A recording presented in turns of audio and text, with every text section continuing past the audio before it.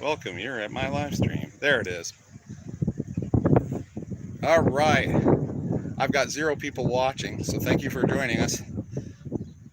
I am going to replace a brake shaft seal on this 1655 that I worked on a few years ago and went back to Iowa and unfortunately leaked, and so I'm making good on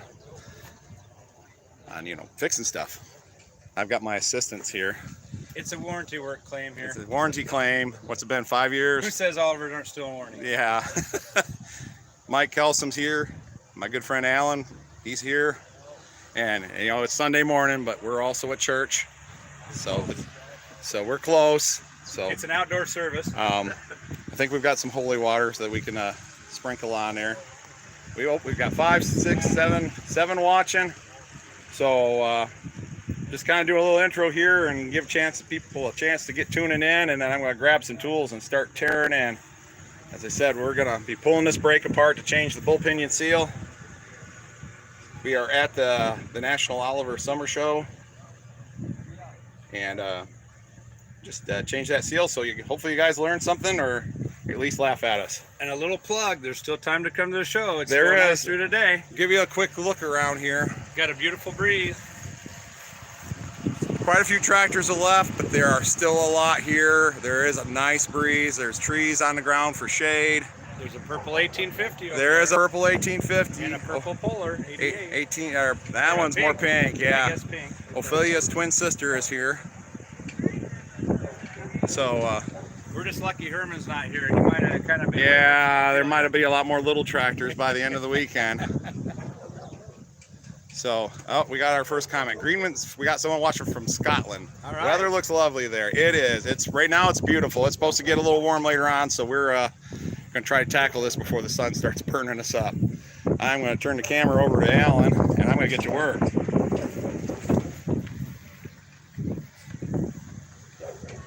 it does have that. The tools have been sanitized. Yeah. For the surgery. Boy, I almost need to take his. Yeah. Do we need to remove the wheel? Can you see all right, Alan? Yeah. I thought about that just for the camera views. I'm like, man, that's going to be a lot of work. Ooh, I need that bucket thing just in case there's any oil in here. Don't want to make a mess out of their showgrounds. I'm going to lay down here. I'm going to put my. Is it showing up? That's me. You think it's showing up? I'm just laying down here. There we go. Oh, yeah. Bucket. Hey, if anybody. Check. Yep, bucket. Check. Don't want If to anybody comments, read them off to me. All right. Because I can't see it. Alan's taking one for the team. He's laying in the grass. Oh, it's nice. Yeah, it's shady. Nice green grass. grass. Is cool. Flies stop biting. Yeah. Look, Got the red gloves on, folks. Now let's hope that Blaine doesn't watch. Lucky there's an banging everything Oliver up. expert there. I missed the other one. When it comes back up, I'll read it to you. We'll be sure to tell a Yeah, family member they when fade it's all away. over. When we're in the But clear, we'll notify Blaine. When someone else comments, they'll pop back up again. YouTube could work on that. I can already smell the brakey smell of brakes. I see we have some heat staining on the cover. Yeah.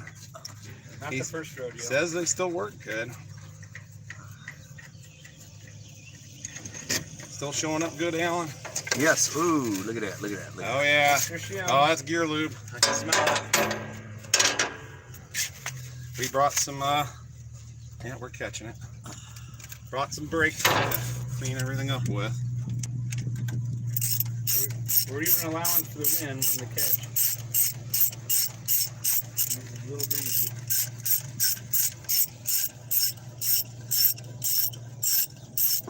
Excuse me. Oops. All right. No editing that out. Yeah, that's with live. You get it as it is. Set that over there. All right, this is pretty straightforward. Slide the first disc off. Very little oil on that. That's a good thing. Life left to go. Okay. Hey, Mike, could you give me I think there's crescent wrenches in that bag. Yep. You know, that way I can freak everybody out by using a crescent wrench.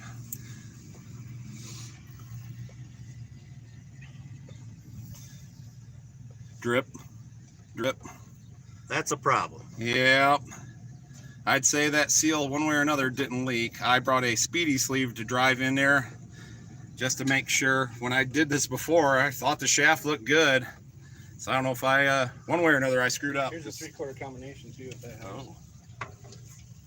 3/4, yeah, I think this outer one's 3/4. Oh, yeah. Then the next one's, and of course, We've been down this road. Mike's done this before. So I'm just loosening up the adjuster nuts here. I don't know if you can see that, Alan. Yep. Oh, man. Alan's the man. Getting all the angles.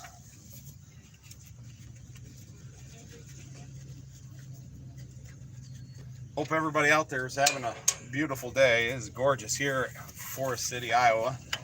Mike Kelson's going to throw a shout out to all those fathers out there. It's Father's Day. Oh yeah, Father's Day. Are you looking right up my nose, Alan? Yeah. I hope you cleaned it this morning. We're doing a video I on did. how to deal with brake seals. We've got a leaker. We've got a leaker. Yeah, he's live right We have our first live viewer in person. We have Dave Westbrook here. He's a member of the Corn Belt Planning Committee. Oh, is my butt crack showing? Put together a great show.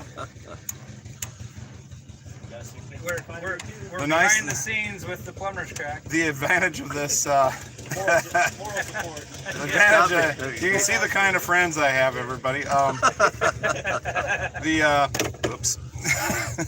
The advantage of this leaking so recently after working on it is everything's going to come apart very easily. We gained 5 viewers and lost 1. So once you pull those nuts off the end of this here rod, oh, that inner disc is soaked. Oh yeah. But that just slides right out. And then the next disc slides right out. Look how quick this is going. Oh, I think it's got oil suction going on. We're not sliding, folks. No, it isn't. Start it up and drive it, and I'll hold on to There we it. go. Yeah. Good idea. Yeah, don't try that at home. Yeah, I think it's oil suction. Man, I can feel it wiggle, but it just does not want to pull away. Uh-oh. We have resistance. Yeah, we've encountered our first hurdle. There she There we goes. go. There she goes. Yep. It just had that kiss of death. Oh, yeah. Persistence pays off. I brought Blaine some fresh ones. I'll take these home and clean them up and see if I can de-oil them. Tune in for a later segment. Do they absorb oil? Absorb oil? Yeah, those discs. They can soak up oil and get saturated with it. All right, now we need to, I guess I can try my seal remover tool. Those two, yeah, they're on the tailgate there. Yep. So where's the seal you're trying to remove? It's behind this cup thing. I don't know. They use the exact same seal on a 1600, but they didn't use this protective cup on the 1600. But then the 1650 and 55, which are going to make it probably too close. I'm guessing the idea was to keep the dirt and crud out of there, but it also does not let my tool in there. But that's okay. I bought a drill to do the other method. Yeah, we're gonna drill it and slide hammer it. I've got the drill, Chris. Where are the drill bit? Oh, here they are. Yep. Yeah.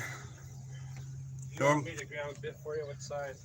Something that screws into nicely. Okay. Found a slide hammer. Here's your slide hammer. Oh, Here's the slide hammer. I'll thread that into one of these and see which one. Because I never remember. I'm gonna say probably. Always start small. Yeah. You want a good bite? Yeah, that one's gonna bite. This one. If Ross Reekers is tuning in, these are not Chinesian bits, by the way. Yeah, these are. But they will cause cancer and reproductive harm. Yeah. So, try not to eat the drill bits. I know my vision's getting old. I don't see where they were made. But, in true Losi fashion, these are left-handed drill bits just because. There we go. Oop. I'm trying to reposition myself. I apologize. Everybody tell Alan, no problem. Yeah, I know. We're just glad you're here so you can hold the camera. There we go. All right. We are going to drill a hole through.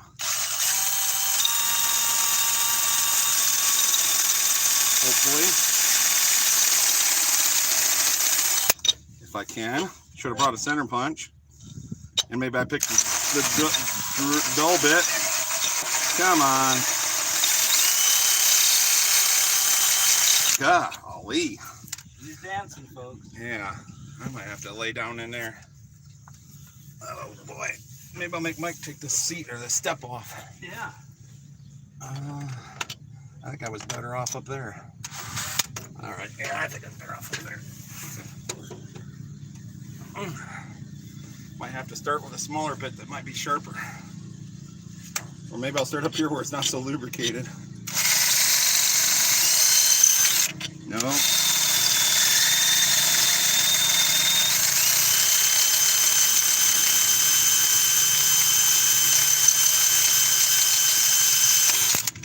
Oh. Well, that loosened that up. Oh, she is loose. Wow. Yeah, that's interesting.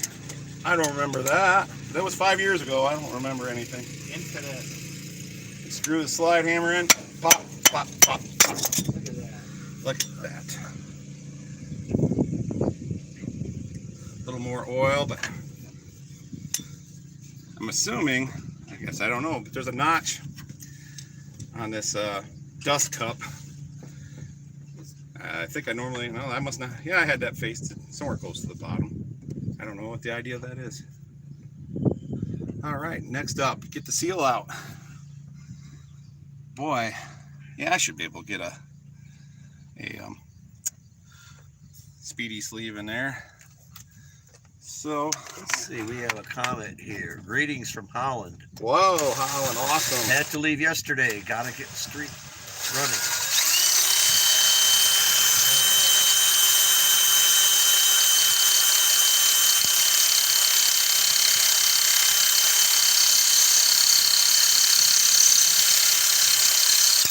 Where am I? Oh, I'm too close to the edge.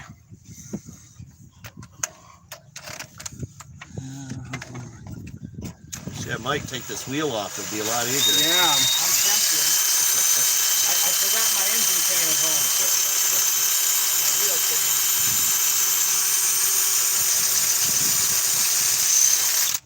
came. I'm drilling something. Yeah, that one's a little better. This says, oh boy, looks like a good Sunday morning. LOL. Who said that?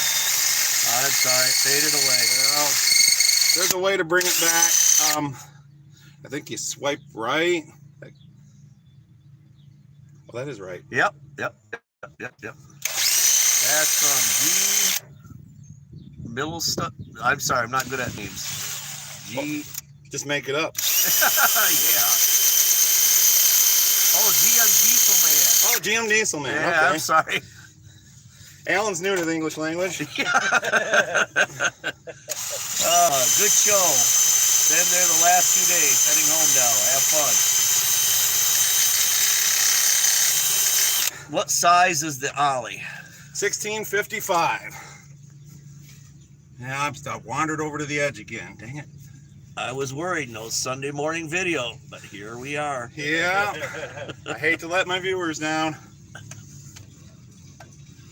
Hopefully my father-in-law is watching. Sounds like he mowed my lawn again yesterday. Yeah, I guess I need to be here to see the bit.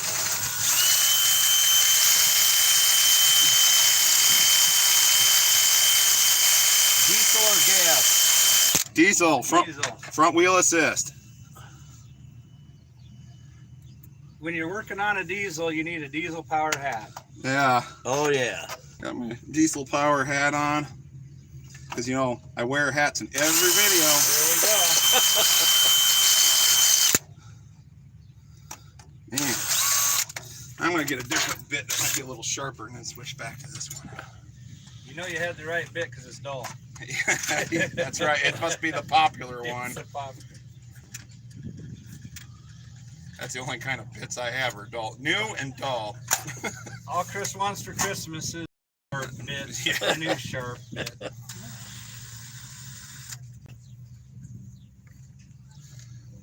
This one looks fresh. I need to put it out there a little farther though.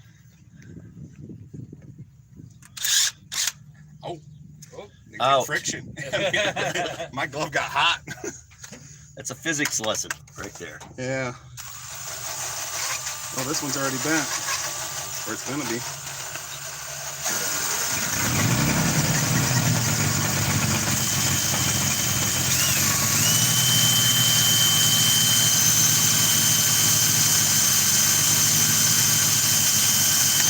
Ah, there we go.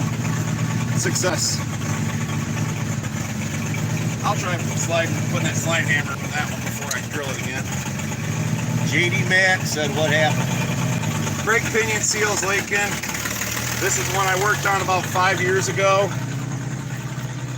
And sent it home to Iowa. And the right brake seal promptly started leaking.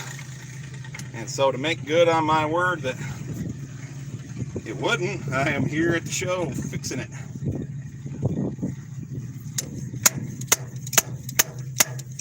Oh, almost thought I was going to get it on the first hole. One more. We'll try up higher.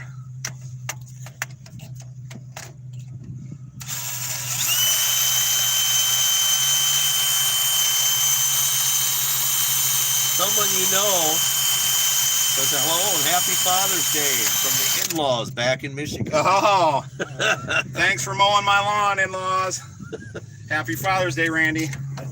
How do you know they mowed it? A birdie told me. Mrs. Oliver guy.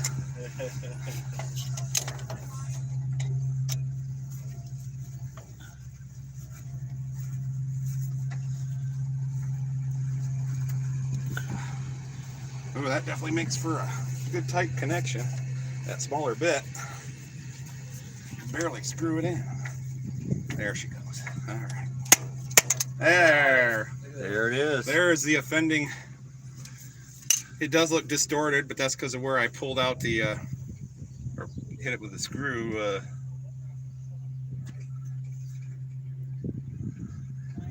So, look how quick it is to get down to changing a pinion seal on your brake on your Oliver 1655. Seal looks supple, or feels supple and looks right, but so I got a speedy sleeve to drive back in there. Hopefully, I think I need to check a depth on that. It might not. There might not be enough room for that. In which case, then we go for put a new seal in and hope for the best. Oh, you want to bring me some paper towels there, Mike? Gotcha.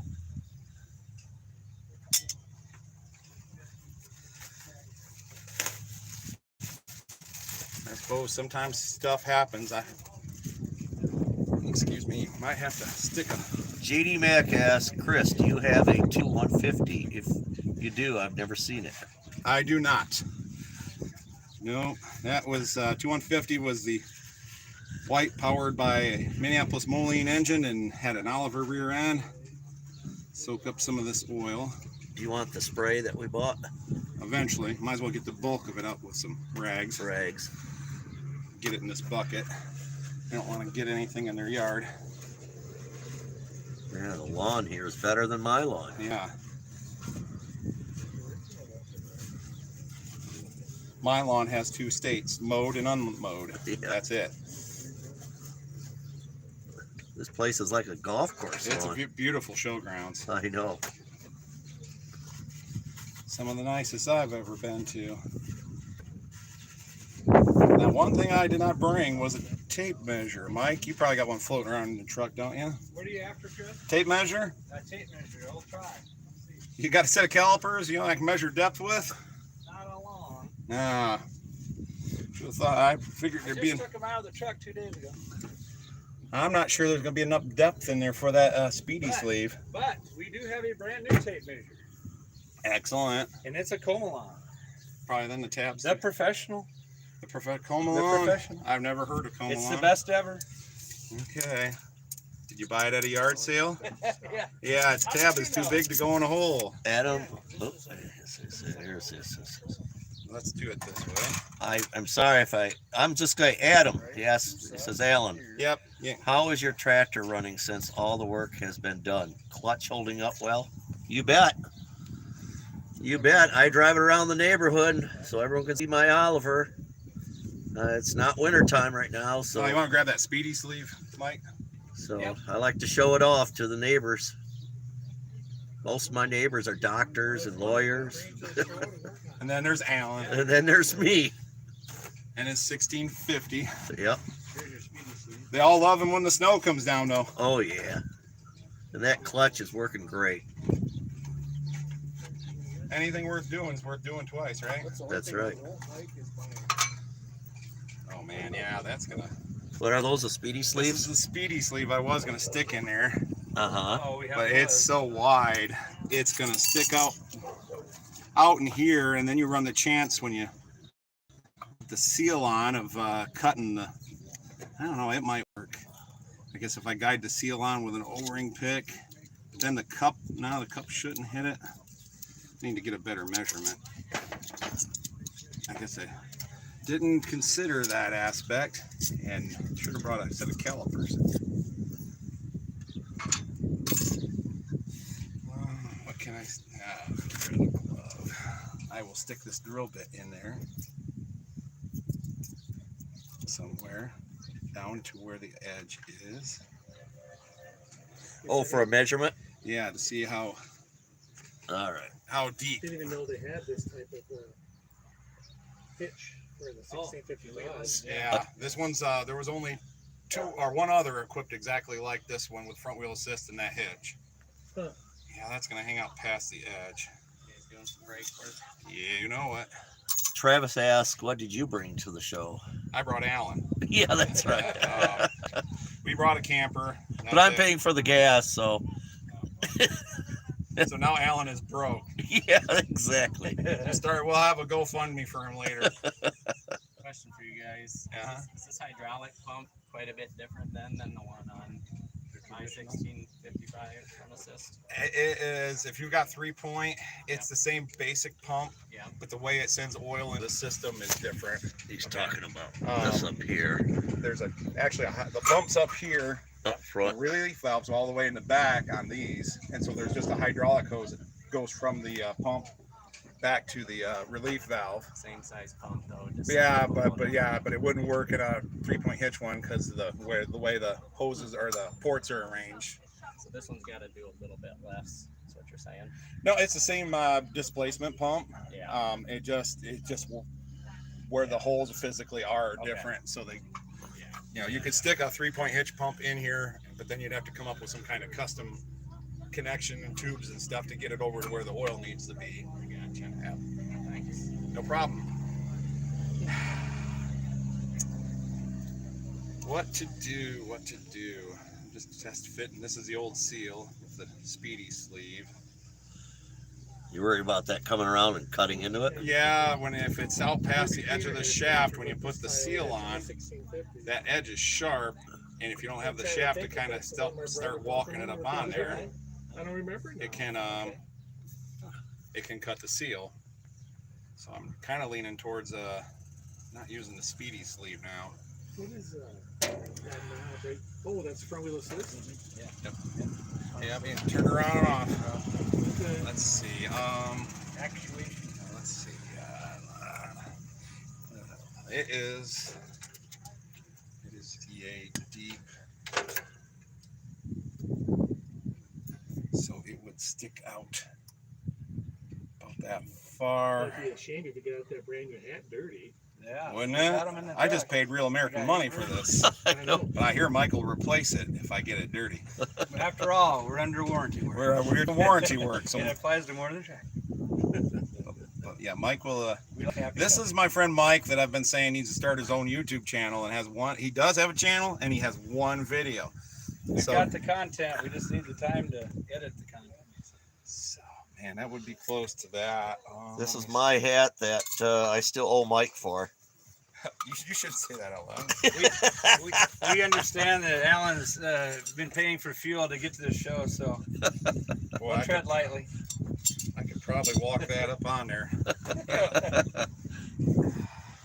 Can I borrow the flashlight on your phone, You bet. Mike? 'Cause mine's kind of occupied at the moment. Occupado. God, that shaft feels Yeah. good. Is that any good for you? It's good for me. Is Just a message out to Linda and Randy. That trailer is really nice.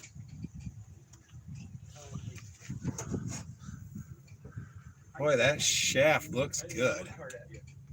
I don't know why it would have been leaking. Get me Between that and the length of the, I don't know, there's not even much to hold the speedy sleeve. And then it would be turning against the backside of the bearing. I guess I'm going to take the chance and put it back together without the speedy sleeve and hope that just if something was. Here's the other test. There's no looseness. Yeah, there's no looseness in the shaft. Thank you, Mike. If there's looseness in the shaft, because I, didn't set the bearings right or something, that would be hard on the seal. Maybe there was like just a fleck of something in there that I missed, and it put a. It's hard to tell now because I've damaged it pulling it out. The old seal, and there's definitely damage there for me. Drilling and pulling.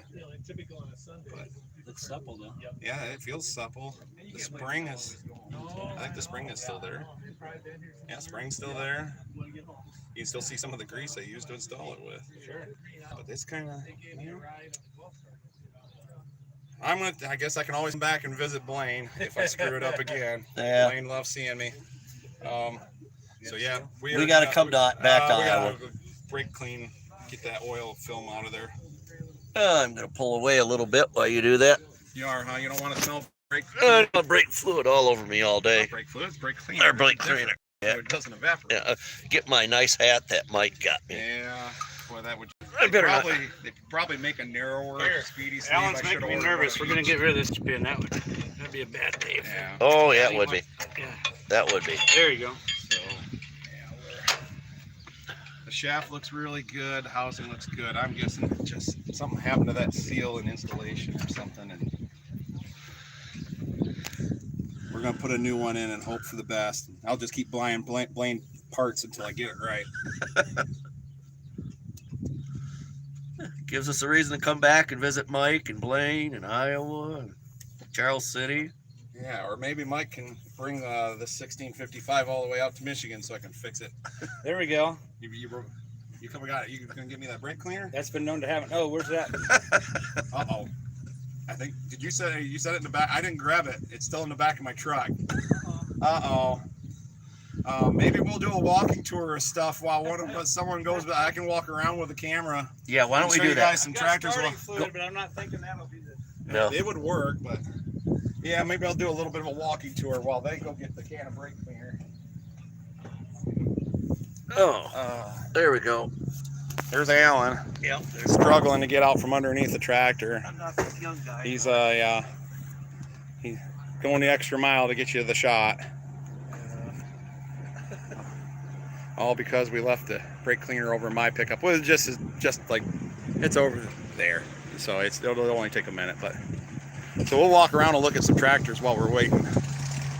We've got a nice looking 1600 with a mounted picker.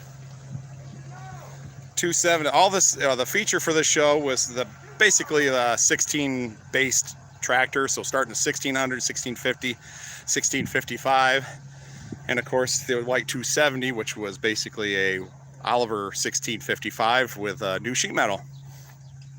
This is a nice looking 270 here.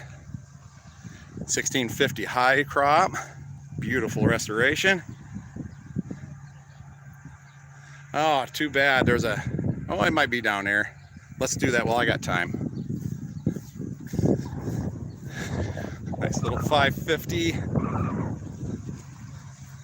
Hope everybody's having a great Father's Day. And hopefully my daughter maybe eventually watches this. Thank you for texting me this morning. Nope, wrong 1950. That one's a two-wheel drive. There was a four-wheel drive one here that came from just down the road from me. Won the FFA contest, restoration contest at the Iowa State Fair last year. So, we got some nice looking orchards over here. We'll might as well just go down this row. Oh, wait, what's that? Is that Ophelia?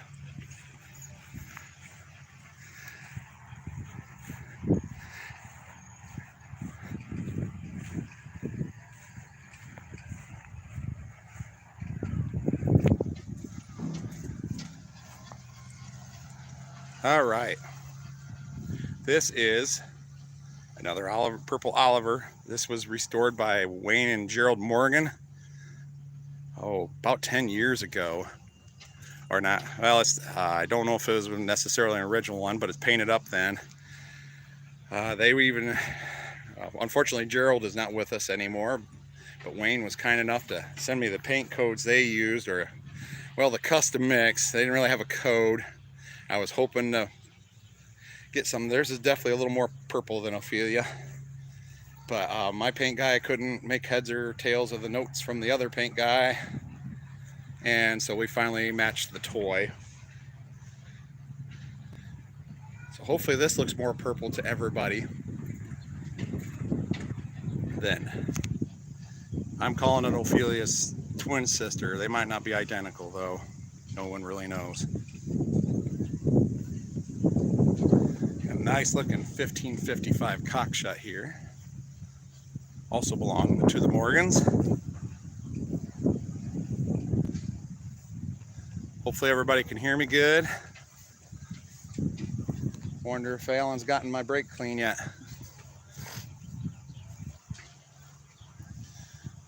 Beautiful 77. Another 1600. That should be over with all the others. There's lots of other displays here. There were quite a few cars yesterday, but they seem to have wandered off. Oh, a Super 66 diesel, something you don't see every day.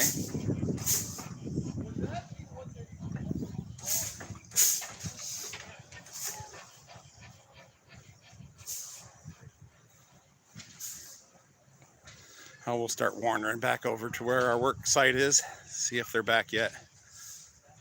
Nice, Cockshut 770 industrial. That would be a rare tractor.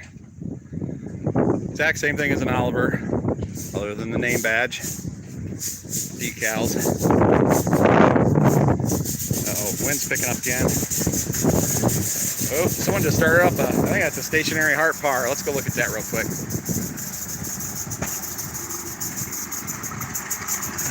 Yep.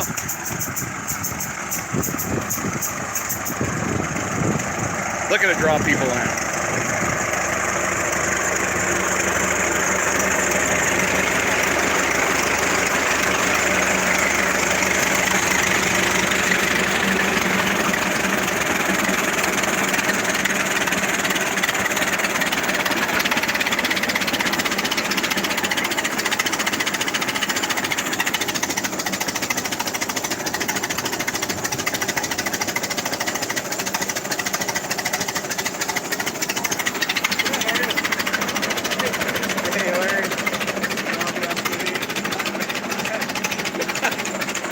Yeah, I'm live right now. Everybody say hi to Larry and Hope. Hi. Hi. Hi. Yeah. They're on the other side of the camera. They're shy. Or are you? Fixing Blaine's tractor. Mike or Alan had to run and get some brakes.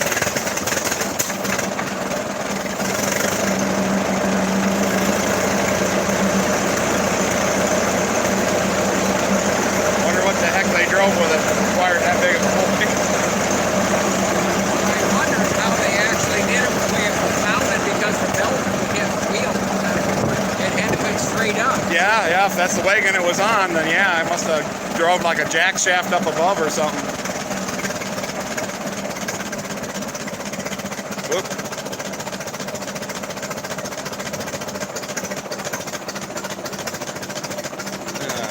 Oh, Abby says hi, Dad. She's watching.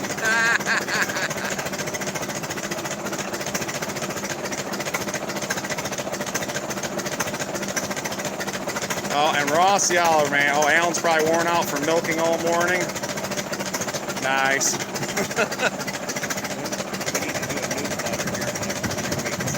Yeah, I figured.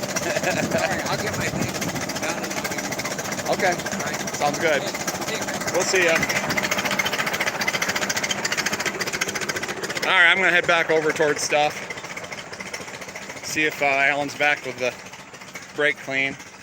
Hello from Nebraska.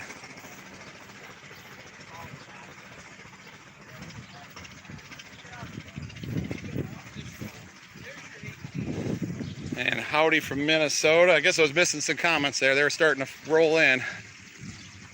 There's a nice 1650 front wheel assist down there that's probably washed out by the sunshine. Are you guys just leaving now? We got distracted. It's Sunday. Imagine that. Mike Kelsom got distracted. At least it's by the church.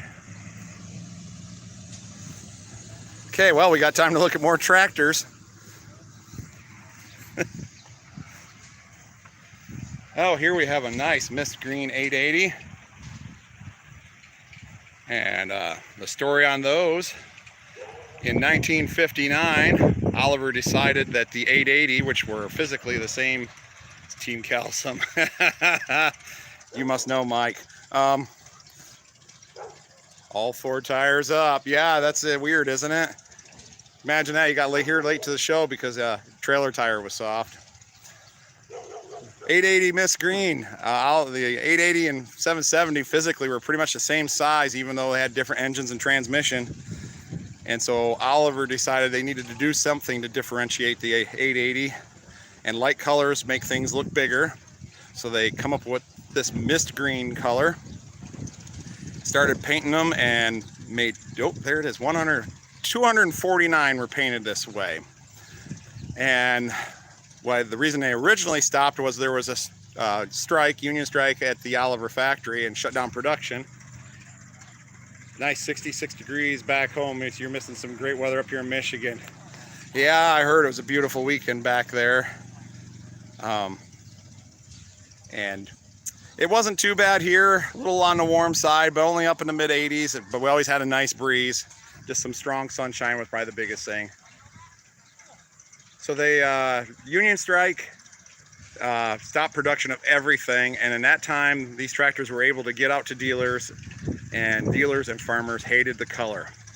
And enough word got back to Oliver before the strike was over. When tractors went back into production, they're like, everything's back to meadow green. And in some ways kind of tried to pretend it didn't happen in a letter they sent out. And so a lot of dealers and farmers painted them back to the regular Oliver color.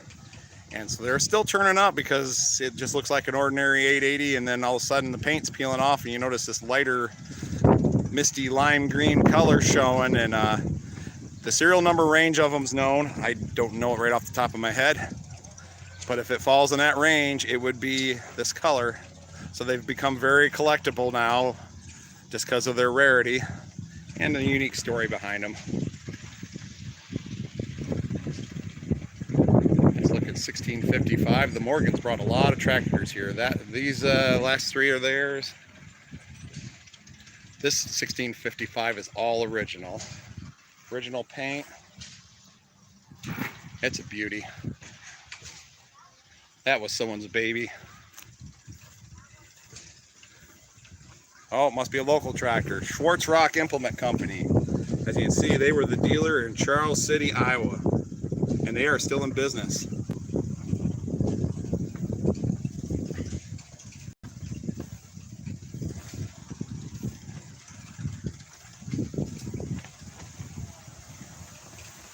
Yeah, let's see how many hours it shows. 3,596.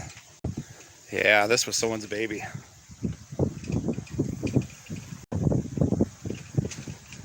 Here also it's supposed to be like scorching hot again on Tuesday, so yeah, really looking forward to getting home. At least I get to see my family, even if we're all sweating and sticking to the couch. Let's see, darn, I wish I would have known about the Oliver show. Yeah, it does get advertised, and sometimes it's hard to find the right places to advertise it to get people to know about it. It has the what? They always find a way to make has the black center cap. Oh, is that? Oh, look at that. Ross paying attention. Let's go back. That makes this an early one. Yes. For a while there, they had a black center cap with a decal of the Oliver name instead of the Oliver being embedded in the acrylic or whatever the heck they made the stuff out of. Oh, I just bought it. So that would mean this one should have the Saginaw, the late Saginaw unit, and of course you can't see it because the gas tank's in the way.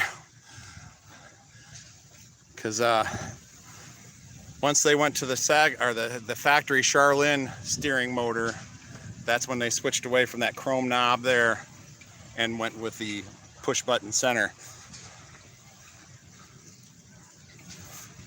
And it looks like my brake clean finally showed up. Maybe they went and got ice cream for everybody. Let's see. Whoops, sorry. Don't mean to make everybody sick. It's a nice 66. Man, that does feel good. In the shade here, there's a nice breeze. It is not bad out. Fun to meet you yesterday. Nice to meet. I met a lot of people. Hope you're having a... Oh, what? We have brake clean. Right from the Family Dollar. Yeah, we went and bought it last night. We just forgot to bring it with us this morning. We didn't buy it at the gas station didn't have it, but the Family Dollar came through. Yeah. This is an interesting town. There's not much for restaurants. No. It's also the home of Winnebago RVs. And now Alan's nostrils are clean. All right. Only Alan would go in requesting brake clean Yeah. and sunburn care. Yeah. He brake cleans first, cleans that wound off, and then... That might have been a little suspicious. Yeah, I need brake clean and some skin care sunburn protectant. Just don't ask. Just don't ask. All right, there you go, Alan. All right. Don't tell. Connecting. You're live. Whoa. This is not Oakley. This is Forest City, Iowa. All right. Sorry about that. I won't touch the top of the camera phone. Don't do that again. I almost lost my job there. I've fired people over less.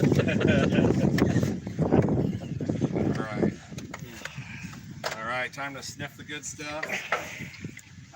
There it is. Get down. Chlorinated. I gotta lay down here I'll let you get in place. without Maybe. getting sprayed by you. Oh, cancer and reproductive harm. Try not to eat it. Oops. Spray right in the face. Nope. Oh, yeah. It's non-chlorinated. I don't want to leave a dead spot here in your yard. We do have a little bucket under here. So trying to use it wisely. Do a little wipe. Rose says it has a black center cap. That's Ross the Oliver man, ain't it? Oh, was it Ross? Rosie. Rosie the Oliver man. Oh man, Ross has got a new name. Everybody just start referring him to Rosie the Oliver man. Oh, don't make me laugh. I can't hold the phone Yeah, straight. if there's a reason the image is shaky, that's because Rosie the Oliver man. It's like Rosie the Riveter, but Sorry. yes, he can do it. Sorry, Ross. You're gonna. I think I've started something that. There's a joke there, but this is a family channel, so we're just gonna call him Rosie the Oliver man. Oh gosh. Yep. There's a special place for me in the afterlife. It probably ain't good.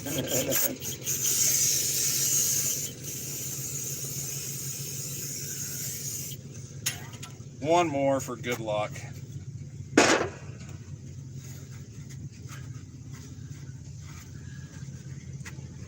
At least this way, Blaine can tune in later, or maybe he's tuned in now. Probably not. And see where we messed up and ruined his tractor. And why isn't there a battery box on this side? I don't have one on mine either. I took it off. I have one big battery now. Well, yeah, but I'm trying to think. I thought we put a dual battery. Oh, I Maybe see. I left that up to him. Maybe he took it off. I don't For remember. looks. Thankful it's not there. I'm thankful it's not there at the moment, but normally this would have dual batteries, but from the factory, these Oliver diesels were two 6-volt batteries hooked in series, which bumped it up to 12 volts. And it's just, if you can get a big 12 volt and put in one side, you can save yourself some money. The batteries have improved so much since what, 1972 when this was built. Right. So That's what I did. That's what I do. It's just a big savings, less connections, things that go wrong. I still have a battery box on mine just for looks, and but it's one less battery box to rot out too. And if you're wondering, left and right battery boxes are identical. All right, I think we're ready for a seal, and I need that Driver?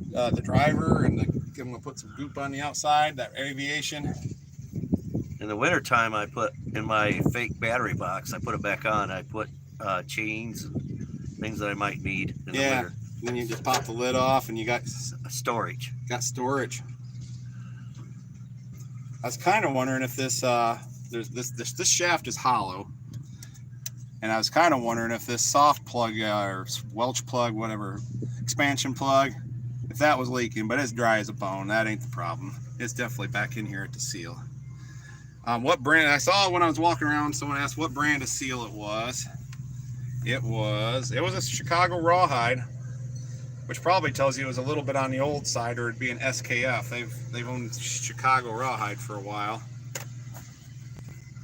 so maybe that was my problem. I got a seal that was on the shelf too long or something. Although I can also tell the number was printed on with a computer, so it's not that old. It's dot matrix. All right, one seal driver, whoop, just like that. Seal goop. Seal goop. And I think there's an O-ring there too, now that I think about it. And a seal. If you're wondering, it's the 30-330-2466 brake seal. I got Blaine nothing but the best, hopefully. This time, this one has a dent in it. Yeah, bring seal number 2 over. I'm glad. I don't know if this got dented in my toolbox or bag of tools. It probably did. Man, well, there's a rotten seal. Hopefully the other one didn't get dented, or we're really going to be in a pickle. Here we have a more better seal. More better, hopefully. More better. Can you see it? No dents? Looks good. It looks good. I'm glad I bought the extra seal just in case. Don't leave home without just one seal. Yeah, don't leave with just one seal. This one, oh, there's the sunlight. This is I'm not sure what brand this is. It's got the specs on it, but it's still Agco, so they must think it's good enough. Huh. All right. There's also a big hammer in that bag. Yes, there is. Big hammer. Oh, you brought big hammer and set it on a tire slightly above my head. What could go wrong, folks? You're the man, Mike.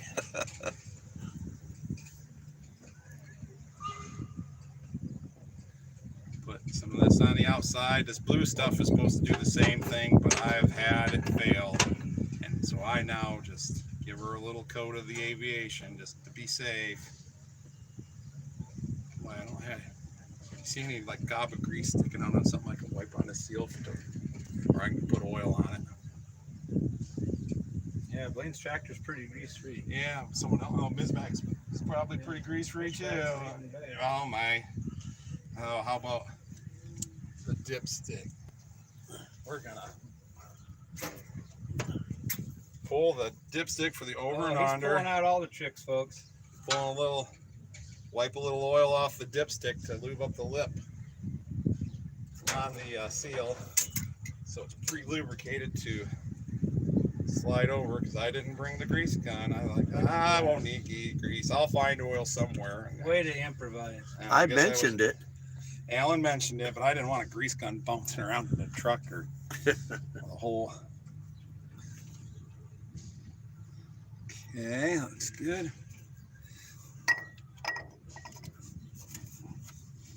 We'll give her.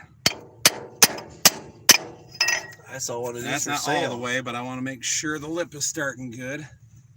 Where did you grab that O-ring pick, Mike? Sure did. I saw one of those for sale here at the Oh, yeah? show. Yeah.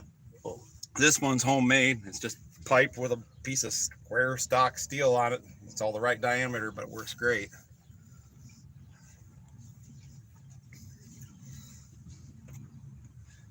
Yeah, I think she's starting good. Of course, after this is over, I guess we should probably take it for a test drive.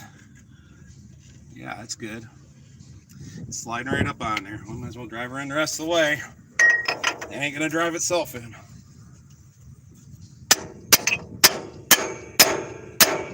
Listen to that tone. That sounds solid. That sounds solid. Out the outer lip is out past the shaft, or where the taper of the shaft is, so I think I drove it home. I always just don't feel like I never did though, and I have to hear that solid sound one more time. We're snug as a bug in a brake house. All right, there should be, hopefully both of them. Yes, didn't there are. Yes, that Mike was on top of this one. We've been down these roads before. What number is that? This is the part number 162006A. Sometimes, as I was saying earlier, somebody had probably tuned into that. The 1600 uses the exact same seal, and but it does not use this dust seal, or this dust thing. This one doesn't have the notch like the other one did. Old ones here. Yeah, the old one. There we go. The old one. So I don't know if that was a manufacturing thing for whoever was making it at that time, and now there's this one. That might have been back when Pac-Man was popular. Yeah. But I will put some. That other one come out kind of loose, so I'm probably gonna see how this fits. But it doesn't really seal. It's just more about keeping the heat and the dust, Debris out. brake debris, and it would also act as a heat shield Okay. to protect that seal from the heat from the brakes. Maybe that's it. Blaine, did you drive with the brakes on? That cover was discolored. Maybe this ain't warranty after all. Evidence is mounting. I'm gonna go ahead and put some goop on the outside of this just to help hold it in place, and because I like spreading goop on stuff. Am I showing up on camera? Yep. Alan? Yep, you're on the camera. I'm not talking to Mike at the moment. Is Rosie the Oliver man still watching? Now this part is a sticky situation. Yeah. Yeah. Rosie the Oliver. Digital. We can do it together. Oh. Man, I misplaced stuff. There's the driver. Weren't boomers like 75% off in the flea market? Yeah, there's someone had boomers for sale. Yeah. Made of nice Chinesium metal. There she is. All right, we're ready for a new brake disc. For an extra $20, they'll sell you the homing beacon boomer. Boomer. Okay, Boomer. Boomer. Mike, would you like to get? I brought there are 2 brown packages. They got I know I would. Yeah, you love it. We don't want to make Alan crawl out again, and I'm not doing it. Alan might never crawl out of here again. It's nice, that breeze. The breeze, the cool grass, The shade. the fire ants on your arm. I have news. The end of the project must be coming because the doctor's satchel is now empty. The doctor's satchel, yeah. Next time the doctor will know better than to put the seals in the satchel with the other stuff. Brand new disc. These are actually Agco. Nothing but the best for Blaine. 725-14388. There may be tractors running around here. Like I say, I'll take the other ones home, and I don't think they've been soaked long enough that they're ruined. I'll do some brake cleaning on them. Speaking of which, we'll just put this stuff in the oil bucket. And we need to degrease. I am not going to take this apart. These springs are strong. But if you were, is it showing up good, Alan? Hang on. There we go. Okay, well, I mean, like contrast-wise. Yes, that's what I would. Yeah. Okay. These springs hook over, and there's balls inside. Excuse me. Love you, honey. And I know your eyes are rolling right now. There's balls in there, and as these 2 plates twist against each other, the balls roll up in narrower ramps and push the 2 halves apart, and that's what causes the force against the disc to get you your braking action. If your brakes don't like to let go, one of the first places I'd look is these springs in here. They, if you've ever left the parking brake on, that's still all your regular brake. And if it gets too hot, it takes the temper out of these springs, and then they don't have the strength to pull it back together. And they're pretty strong when they're new, and these are basically new. So I'm not going to split the 2 halves to show it, because they can go flying, and then I might lose them. But it's very important for the inside, all that, the balls and everything to be good and clean, or they'll hang up that way too. So if you accidentally leave the brakes on and you drive a distance, Yeah, you drive away. you probably should. First, the cover will start smoking and the paint will burn off, Right. and then the heat just keeps building up. You'll start smelling something. So in my case, when I do mine, because my son accidentally left the brake on, I really should go through that. Yeah, I would put new springs in these, Yep. and I've got some, Alan. Well, I have it apart, do it right. But the Fix it. vendors, these are, the brake parts are pretty popular things for vendors to sell at the shows. That's another great thing about these shows like this one is there will be parts vendors, both used and new, and it's a great place to find the parts you've been looking for, or good deals on parts. You don't have to ship them. Even a little price comparison or haggling.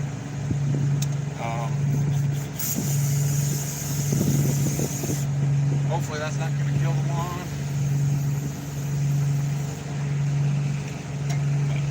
It wasn't too bad with the oil, but I probably should. No, they don't look too bad in the middle there. We'll squirt some down the track.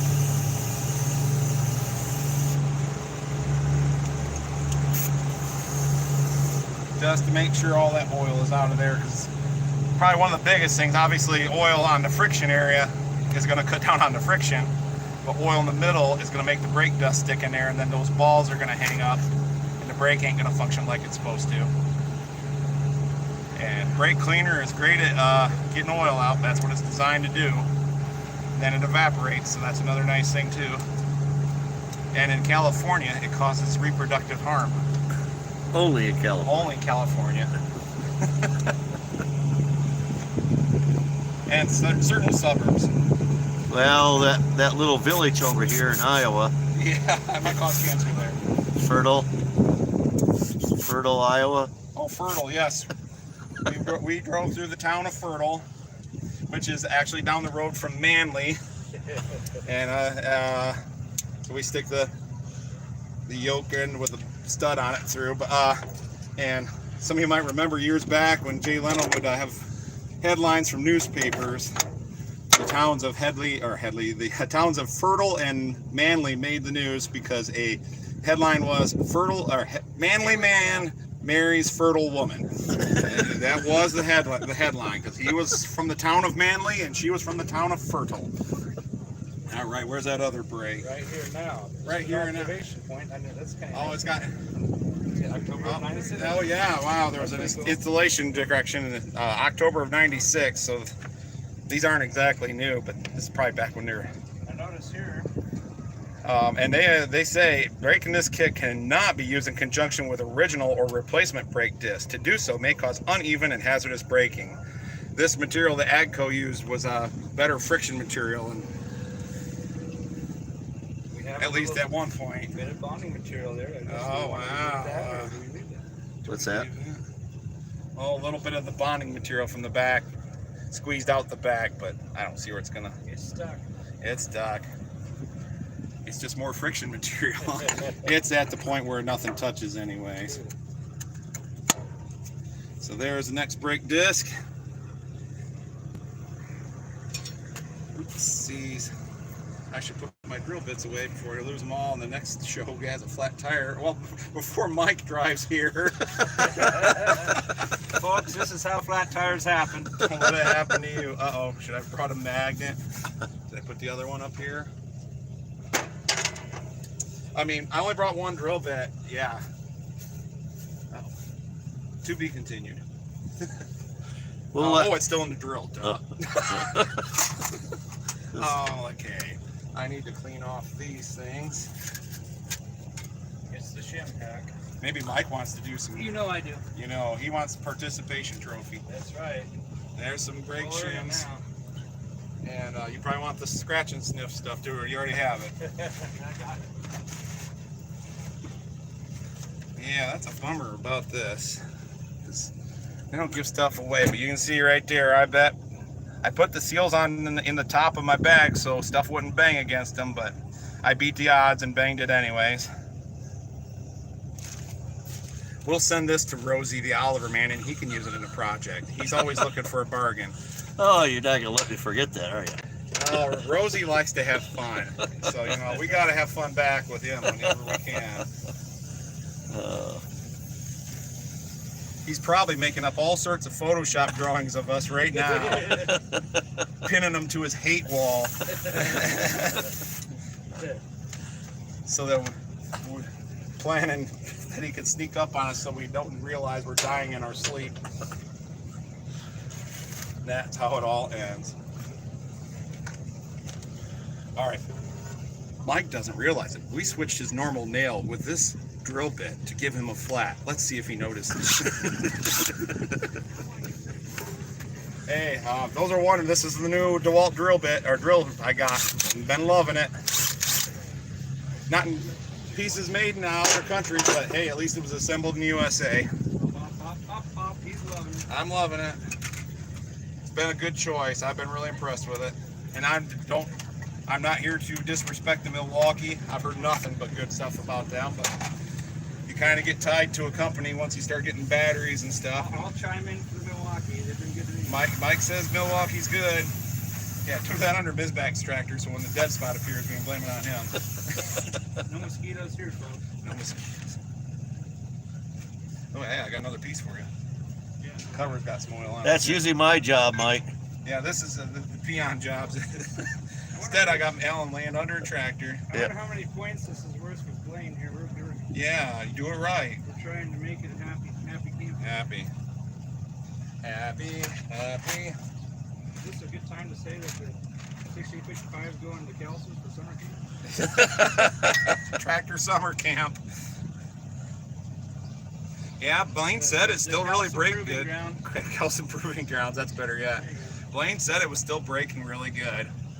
So, by the way, Blaine, we picked up the nail. yeah, so, you know, it's just gonna start spinning this nut on here while I'm waiting for Mike to do his dirty work. It's his dirty work.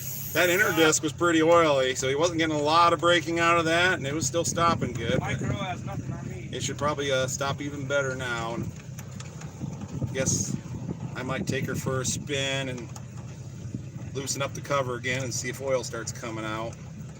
I guess it doesn't really matter, because since I wrecked that other seal in transport, if it's leaking, I'll have to come back another time. Good thing Blaine likes me. Well, that and Alan might be buying some parts. Uh-oh. Am I allowed to say that on YouTube? Julie, are you watching? Remember, it's Father's Day. It's Father's Day. It's Father's Day. Alan bought himself a Father's Day present, but he has to come. Bought 3 tractors. Yeah, but we got to come back and get them. Okay, these are clean. These are clean. And we need another clean towel to do the outer cover. Oh, That yep. one's dirty. There you go. You can have the whole roll. Oh, the whole roll. Another road trip to Iowa. Yeah, because you know gas or diesel ain't expensive enough yet. It hasn't stopped us. You getting any comments there, Alan? No. Maybe We must be doing it right. is there a blue arrow pointing down? Yes. Tap on that. That's all the comments. Oh, I'm so sorry, folks. Say technology isn't my game. So Cody says a GoFund with account should be started for Mike Kelson's tires to make sure he can make it home okay from the show. Scroll the comments up or down before they disappear. It's an iffy situation. I'll keep them from disappearing. Tell him I'm having too much fun in Forest City. I don't know if I want to go home. He's enjoying it here. And let's see, whose rig you working on? Lane Bolte's Oliver 1655 front wheel assist. This is warranty work for those of you who weren't tuned in earlier. Oh, what we got, Alan? I can't stop laughing. Ross. Rosie replied. That's what she said. That's what she said. The classic. Yeah, you can't go wrong with the classics. Hey, there we go. GM Diesel Man says good old Jay Leno. And,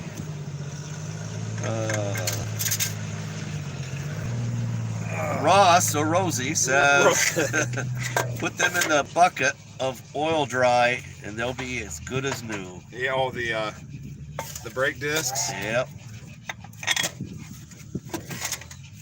Ethan says, hey. Ethan. I think I got a couple Ethans that watch. Oh, Mick. Colin? I hope Well, I either way, that Ethan's go close ahead. enough. We'll say hi, Ethan. Yeah, I'm sorry if I massacred your last name. Yeah, sometimes it's just to say Ethan, the letter, like Z, A, B, C. Yeah, that's true. Don't give a full name, right?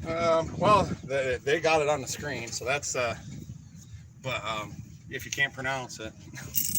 Now, Ross says, told you, log boomers are a thing. I don't know. What Log boomers are a thing. Yeah. Lawn That's- boomers? Has he changed the name of his channel to Rosie the Olive? No. That takes a couple minutes, but I'm sure he's working on it. Okay, Troy asks, is this show being held at the Cedar Valley Engine Club?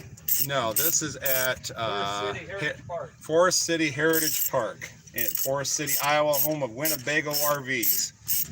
And I've seen quite a selection of early steam engines, original, mechanically sound, Oh, just yeah. tremendous. There are some incredible tractors here. They tell me that the park started around 1999, Wow, so they've really grown this park for only, 20 some years. yeah, that's the year I got married.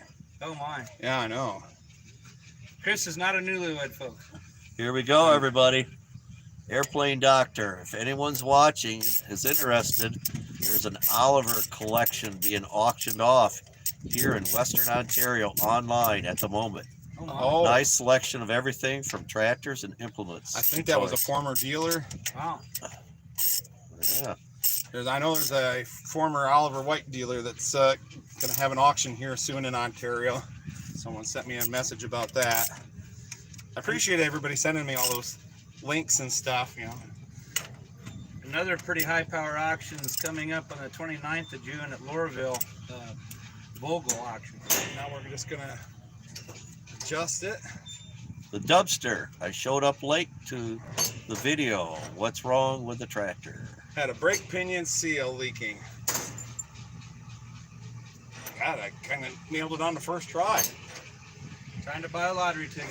Might give her just a little more. So what are we doing here? We are turning this nut in to adjust the brake, how much brake pedal it takes before they activate. Okay. And it's a good idea. Here, I'll grab this from you for a second here, Alan. All right. When you're adjusting this nut, where'd my hand go? There it is. This nut here, that's turn it in to make your brakes activate sooner or to take the slop out. But even your pedal, you want it to come down a couple inches before you really feel the pressure. And that way the linkage when you let up has room to go back down and let everything release. Because if you get it where it only moves just a little bit like that much before it engages, they'll snap right locked and not want to let go, and you have to back up to let them. Oh, we got a blue arrow. Let's see what that says. You should come down to Midwest Old Threshers in Iowa. Oh, I've been there before. Well, not the show itself, but I've been to an Oliver show that was held at the ground. Oh, Okay. Mount Pleasant? Yeah, Mount Pleasant. That's where the Midwest Threshers is, isn't it, Mike? That's correct. Yep. And they are featuring Oliver this year. Oh, they are featuring Yeah. Oliver. Wow. And that's usually what, Labor Day weekend? Yep, exactly. Then the other thing I do is just make sure, pushing down on the brake pedals by hand, you can't see it, but I make sure they both hit about the same time as far as the pressure, so you got even braking and one side doesn't grab quicker than the other. And I think we're going to call that good. So then you put the jam nut back on.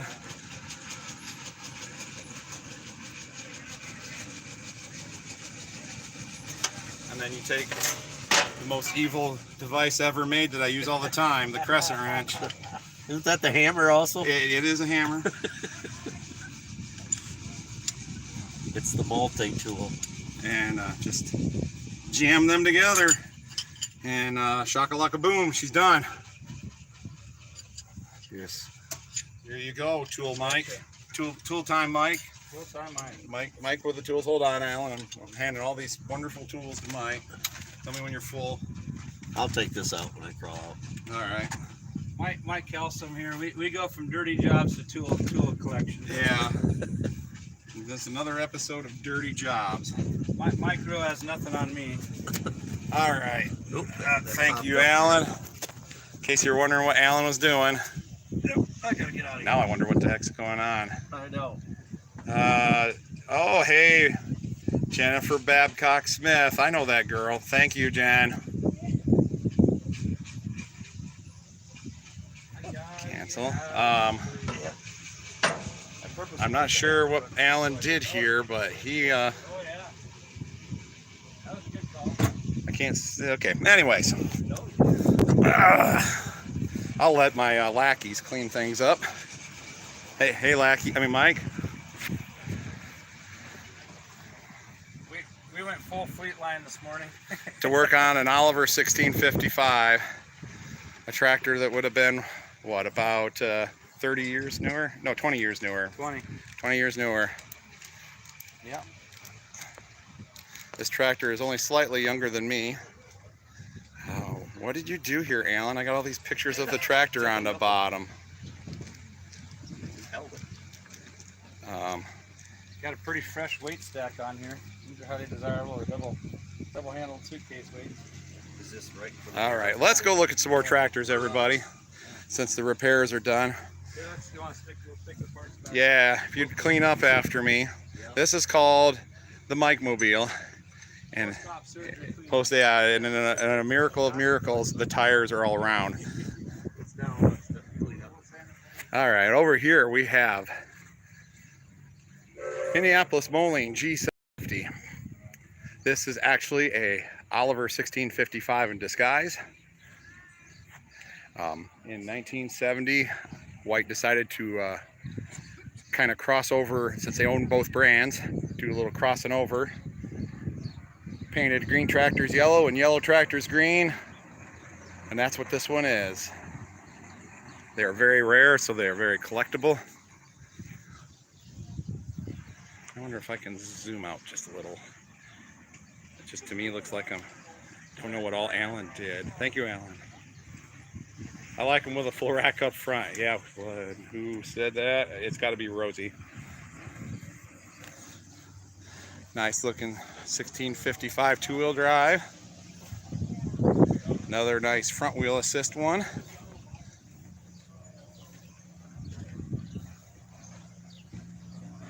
How many? We got 102 watching. But is a 750 rarer than a 940? No. The rarest would be the G550. Golly, that was like in the mid 20s. But 940s are quite rare, and especially in front wheel assist. I think they ended up making two. And I believe those are both in the hands of the same collector. So I am good. Another beautiful 1655. Love those canopies. They just really make them look snazzy. And the shade just makes all the difference in the world. Boy, it's so bright out here. It's kind of hard for me to read your comments on my screen. So I'm gonna step back here in the shade. I wouldn't mind having a G940. Let's see, wrong button. Hopefully my dental work is good.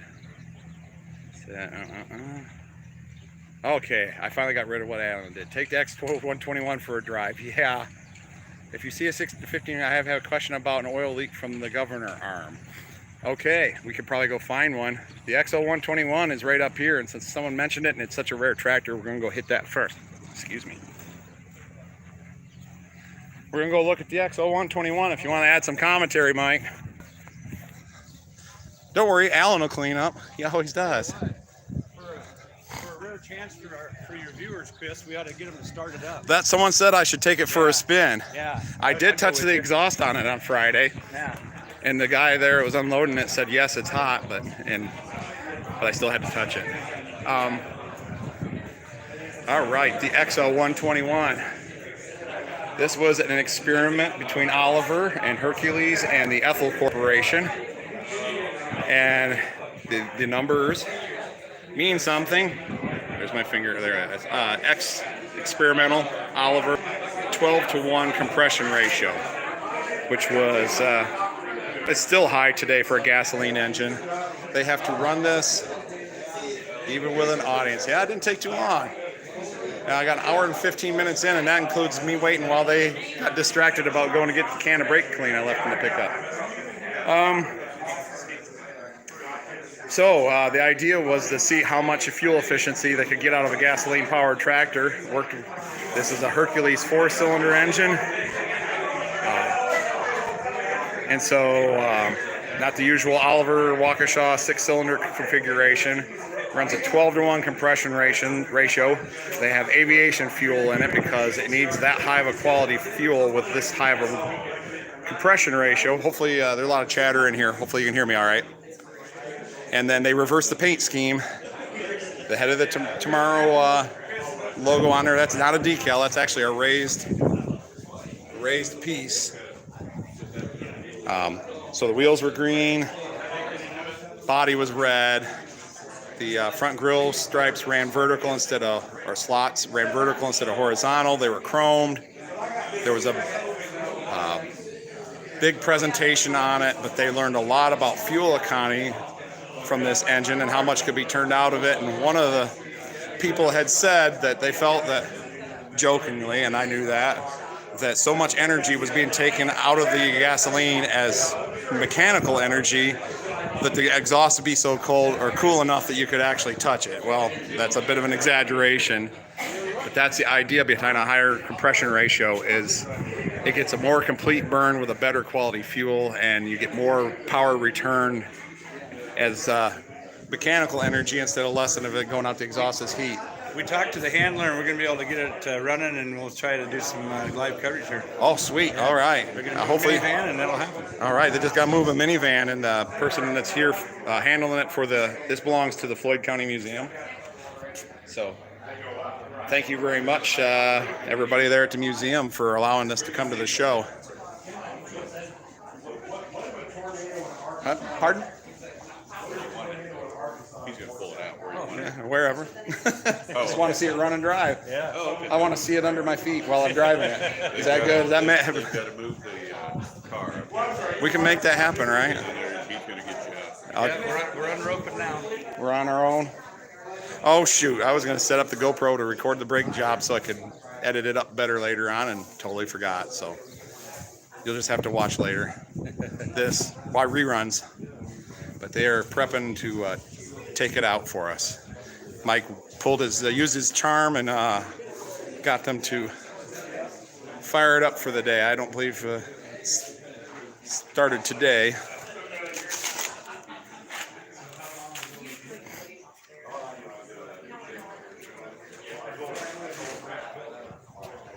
It's got a straight pipe on it, and with that high compression ratio, she got a pretty good cackle to her. But it's based on an 88 Oliver. Let's see. Is there a thing here? I'm thinking it was about 1955 or 1956 when it was done. So the super frames were out, but it still uses a still uses a traditional fleet line tub, and they just made modified brackets to meet the original Waukesha mounts. But what year was this built? Before 54, if it... You think before 54? I thought they did their presentation in like 55 or 56. I will have to look that up later. Well, but the Supers came out in 54. So Yeah, well, and it's got a fleet line tub. yeah.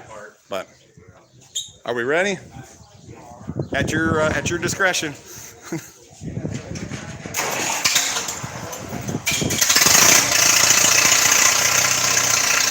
Yeah, listen to that. She idles right down now. I like how it's cast right into the block. Letters right in there. Molly iron. Just so all the viewers out there know, too, that this was a Hercules engine, not a Waukesha. The Waukesha was used in the Supers and stuff, but for the research, this was kind of a combined effort with the Ethel Corporation, and it was working on the 12-to-1 compression, and they used a Hercules 4-cylinder. Yeah, it idles down nice.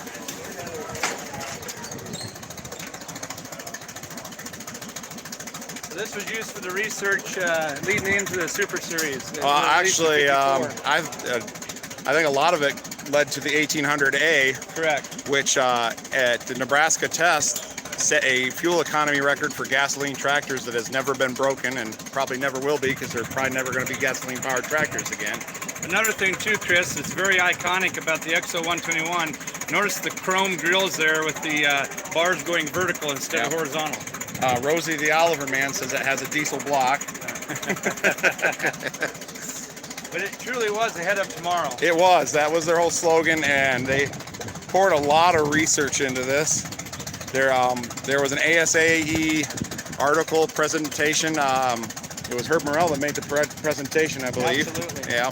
Another thing very iconic, notice that the frame and the sheet metal is red and the wheels are green. Exactly opposite of what the Oliver, coloring The normal was. Yeah. And then the Hercules engine was silver to set it off. But it's a one of a kind. They do have another engine at the museum because they were doing research on obviously the engines. And hey, look, it's Mike. Picture of a picture. So, but this is the only one in a tractor. This is it. Normally on display at the museum, but currently on loan to Circle Around. Is that correct? Or is it going back to the museum after this? Yeah, take it back to the Okay, so it is going back to the museum tonight, which is in Charles City, Iowa, the Floyd County Museum.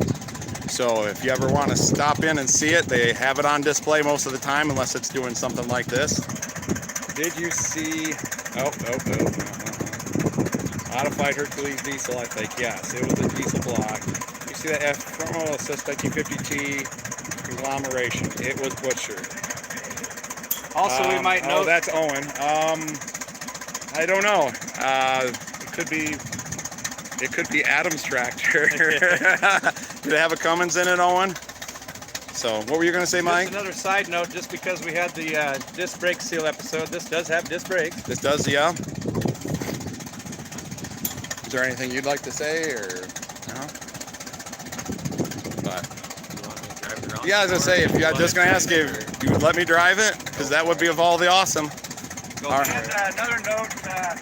All right, where's Alan or Sure grip with the 45-degree tread. Yeah, Not been available for a long time. Hey, or Mike, can you record? He says I can take it for a spin. Absolutely. I can't turn on an opportunity like that. So just hold and don't touch, right? Yeah. Don't Good push there? the buttons. You should be good. And what you see is what you see. Here we go, folks. See, that Oliver guy is going to get on ahead of tomorrow. Yeah. Okay, that's good to know. Well, you told me there's not a lot of fuel in it, so I can't go too far. They can't go to just any gas pump. He's ahead of tomorrow. This is awesome. History like this. This is the best Father's Day ever. I'm gonna run you over. Oh, we gotta get a couple pictures first. Hold on. Dreams do come true. They do, and all while wearing an Oliver diesel hat, I'm driving the XO121 high compression gasoline engine. All right, we ready? We'll start out with slower gear.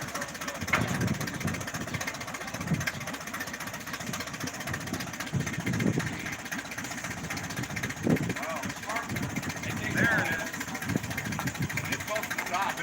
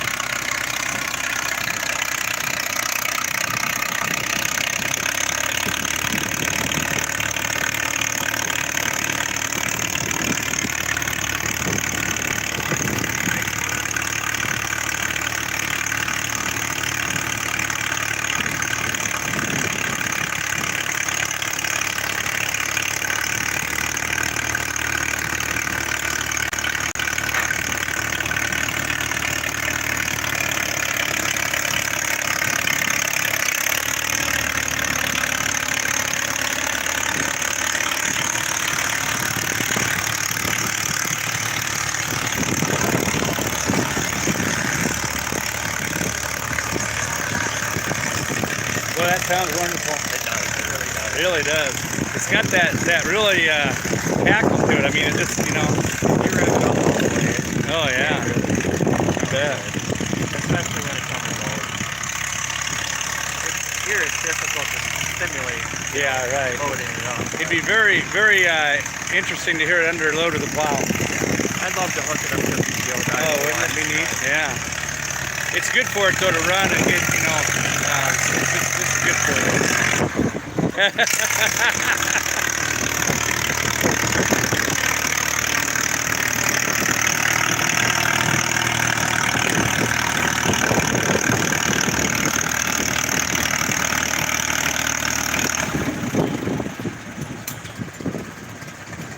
How was it? That was one of the best experiences of my life. Only in Forest City. Watch out, you'd hate to get run over by your own tractor. Yeah, here comes my tractor with Andy Willenberg at the helm. He's running the people mover. What? The people mover. This is a family channel. Yeah, I know. We're trying to keep it happy. That's a 1976 white 270. It's a gas engine. That's kind of, the lion's share of those were diesel, so that's kind of unusual.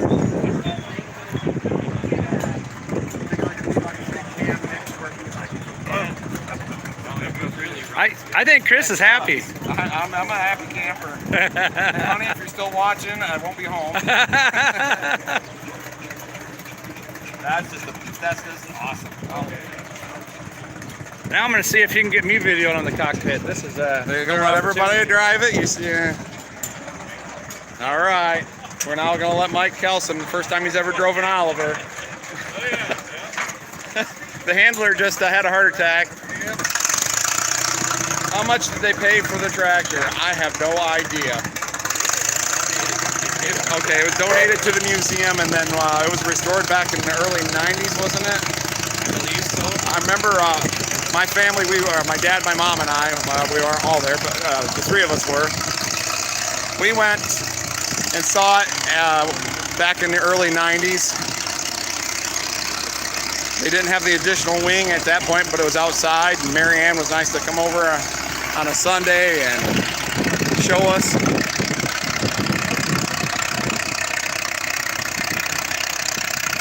You need a red solo cup and cut it out the bottom and use the slide over that. Oops. Over that shaft. Might protect the seal.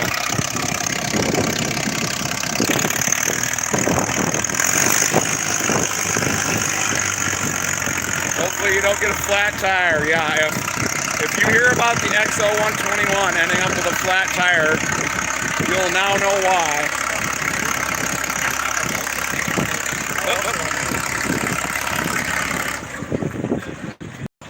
All right, got her on the stop line there. How much is Mike smiling? We've died and gone to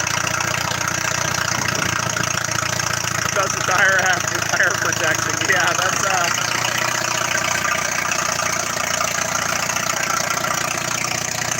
when word gets around that Mike Kelson drove it, and it might not go flat today. I think there's like the Kelson curse has a delay to it sometime.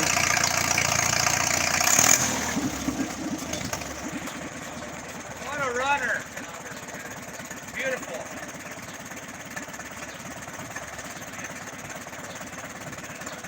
Wow, listen to that thing idle. 12-to-1 compression ratio. Usually, yeah, it's usually when they just kind of like a big block Chevy that's got high compression, a big camera, blah blah blah blah blah. But yeah, it's very responsive, Governor. Very responsive engine. But yeah, it just purrs like a kitten at an idle. But boy, you give her a little gas and she just cackles. You can tell she's got power. Barely fluttering the range count. Yeah, do you recall how much horsepower this made, Mike? Well, I don't. I don't. I'll have. That's all I remember is 12-to-1. 12-to-1. Experimental. But yeah, they really learned a lot from this tractor. By the way, I do know this. For a while back in the 70s, this tractor was on loan to Living History Farms in Des Moines. And that's true. Yeah, that's where it came from. Yes, that's right. Uh-oh. GM Diesel, man. I gotta go now, so you have a happy Father's Day and go get some. Whoops. What button did I push? Uh-oh. Go get some of that ice cream for a job well done. Thank you, GM Diesel, man, very much. Notice too, Zenith carburetor on here. Yeah. Hopefully I didn't accidentally ban someone or something. It's kind of hard to see the screen with all this sunshine. It's very bright and sunny here in Iowa. Yeah, we'll get right in there. I might lose my phone. Oh, listen to that viewer show off. That rain cap pops up here and I see that deep resonating sound. Isn't it? And is that beautiful? Music to my ears. She's dialed in perfect. And what a beautiful backdrop with this seafoam material. Yep, it's like a holy day. We are at the Church of Oliver. Yes, there is actually a church right here on the showgrounds.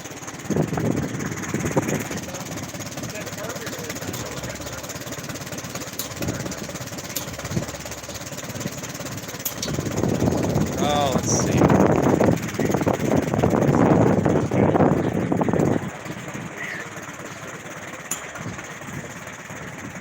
Hey Chris, can you do a friendly PSA to all the folks on Facebook to include pictures, info, and price if they try to sell a tractor? That is a very good point, Nelson.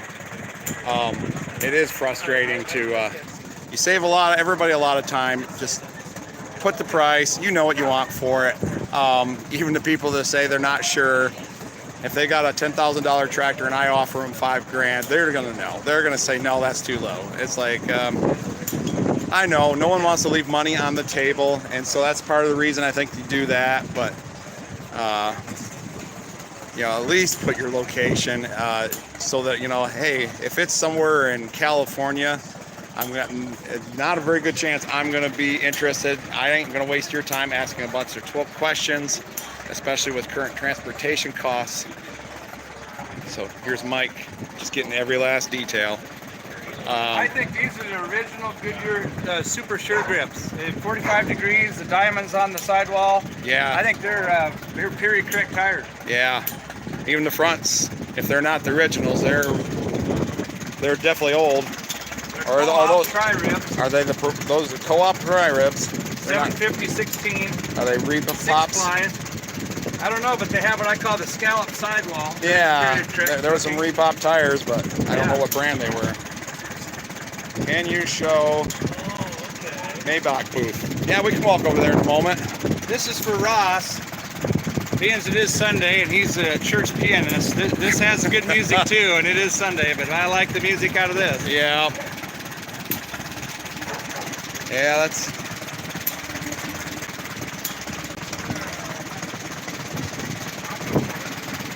Another note too, we have one fan belt here. There's not two system like the fleet lines. It's a single belt for the generator. I find it interesting. It looks like it's got a hand crank adapter on the front of the pulley, but I don't think you'd ever hand crank a 12-to-1 compression ratio. No doubt. Maybe they had that on there to drive some kind of test device or something back in the day. Also, we still have a belt pulley. Yeah, and that was, they probably wanted to test horsepower on the belt pulley.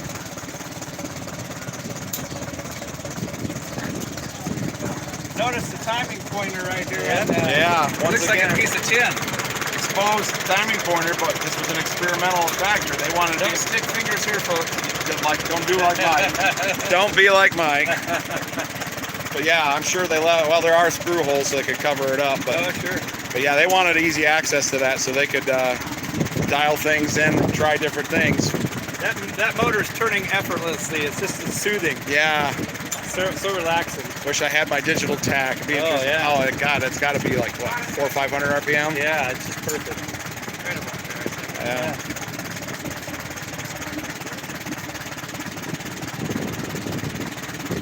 Well, I guess if the guy had to pick a show highlight, this might be it. Yeah, I'm on the dark side of it. Thank you so much. Yes, thank you very much for that opportunity. Yeah. Wonderful. Yes. All right, we'll head down towards Maybos Okay. and check out their display. We'll look at some tractors along the way. I wonder how my battery's doing. I'm at 52%. Hey, this new phone's got a big battery in it. We got a lot of life left yet. All right. The afternoon is young. Yeah. Is it afternoon? It's getting there. It is probably in Michigan. Yeah. It's 5 o'clock somewhere. And then Alan ran away, I think. 11:30. Well, I don't know if that was on my bucket list, but I can definitely check it off. I got to drive the XO121.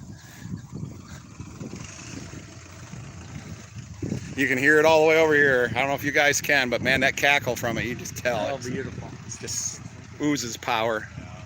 All right, we'll keep heading towards Maybos. Oh, I was going to look at a 1550 for someone about the governor throttle shaft. You I'm see? gonna turn you loose, and I'm gonna grab my truck and get some Mayball parts. Okay, you're going to drive over there? I'll meet you there. Hello. 1550. I mean, I guess gas 1650, 55 is the same governor. Oh, no, and that, let's see what the cock shut is. It's a gasser. All right, we have a winner.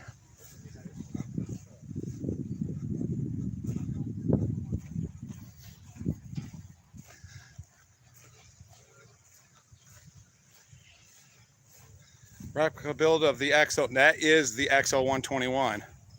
That was no replica. That was it's on loan from the Charles City Museum. Okay, this is a cockshut 1555. Let me look back through the comments.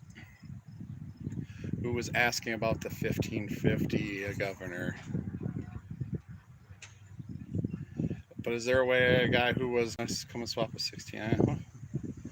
Discussing. Uh-oh, my sister-in-law says that if you don't come home, there may be another auction. Well, yeah. But then Abby can go to college. Where? Just trying to find the comment, everybody, if you'll bear with me. Yes, well, sorry. Hopefully whoever asked the question about the 1550, leaking from the shaft seal goes into the engine. What town are we in? We are in Forest City, Iowa. So you're probably talking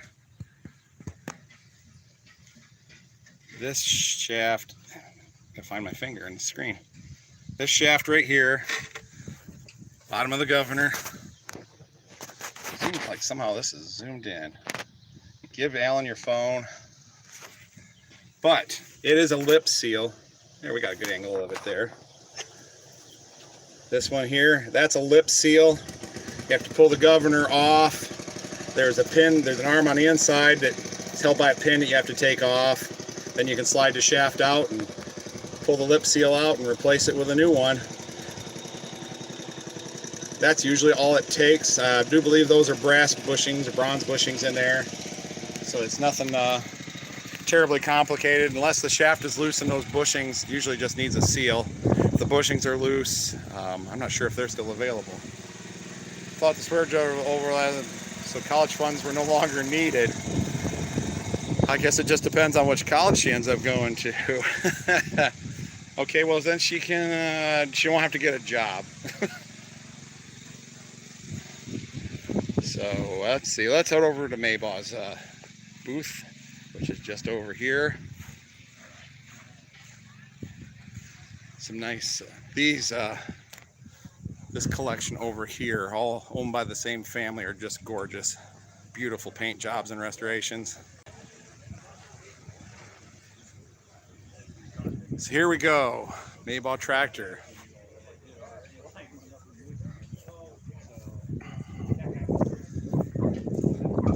We've got Brad's 1655 with a 6-cylinder 5.9 Cummins in it. He's got the hood off, or the side panels off.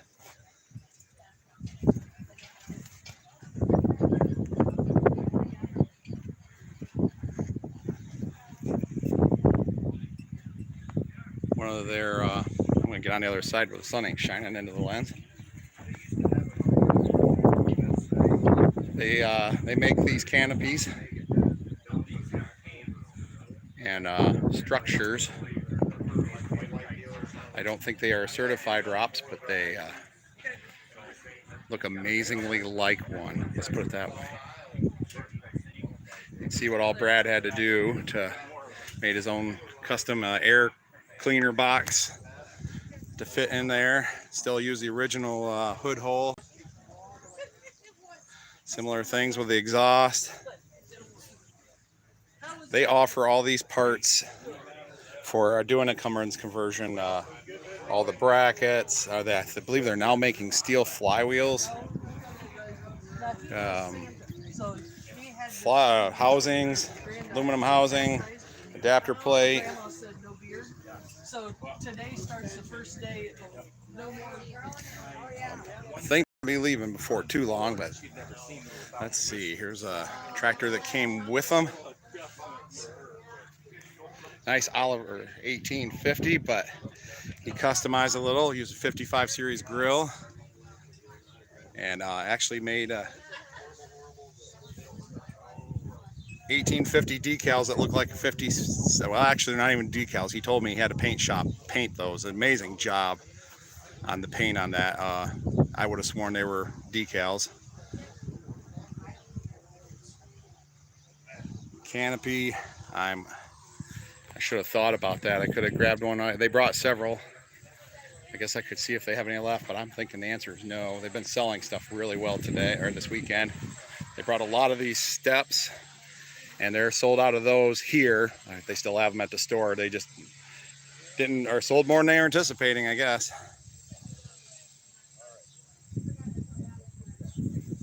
Beautiful tractor. It's helping the owner do a little. It's very close to the end. He was wondering how close. It's about 400 from the last one, but it was built on June 9th, which is actually him and his wife's anniversary. Not the same year, but so that's kind of neat that the tractor, find a tractor to be built on your anniversary. Now they'll probably have to keep it forever. Some more parts they have. Mike must have gotten delayed. You know how Mike is.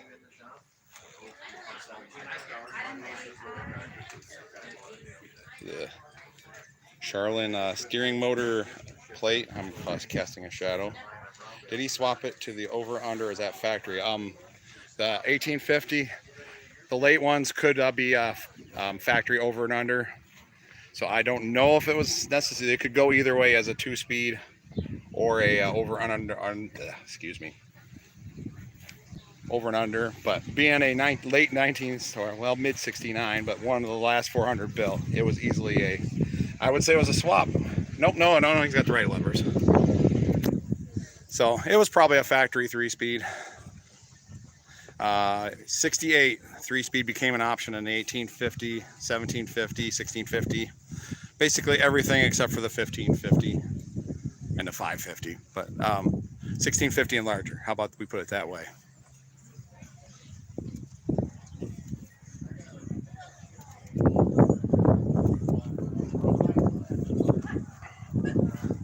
Yeah, there's not much stuff left on the table. Say, there's Brad. Do they make a 8.3 swap for a 3208? I can ask.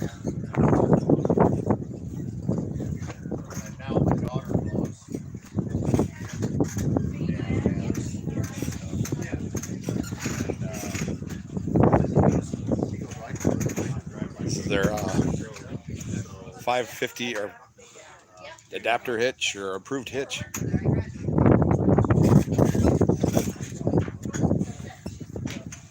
Let's see.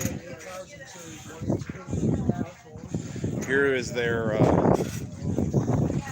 front wheel axle replacement drive shaft that they make. It replaces the constant velocity joint with a large U joint. This was the one for the Soma axle, like a 2155, 2135. Reproduction risers for fenders and tanks. Head gaskets. Oh, it looks like Brad might be free. Hey Brad, I have the question. Do you make a 8.3 swap for the 3208 and the 4210? We're working on that. Just talked to a guy here about that. No, that was a 225. I need to go home and make a flywheel specifically for that. Okay, Um, but it's in the works. yeah, it is. The OEM 8.3 flywheels used a whole different PTO shaft setup that's hard to find, so I need to make a flywheel that works for that takes a typical Oliver White style PTO hub, and it all goes together, uses the factory front PTO shaft and all that stuff, and so that'll be in the works here as soon as we can. Will that include like a shroud adapter or something? Because or anything to adapt for the length of the engine versus the 3208? Or I haven't thought that far into it yet. okay, I was gonna get the drive line hooked together, the rest will be easy. figure it out as you go, and a lot of it depends on what engine the guy's starting with. So. All right. So, well, hopefully that answers your question. It's in the works.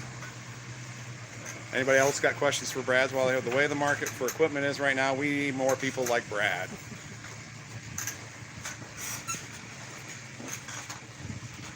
Yes, it's so many of these things that either couldn't get or are improved over the original design.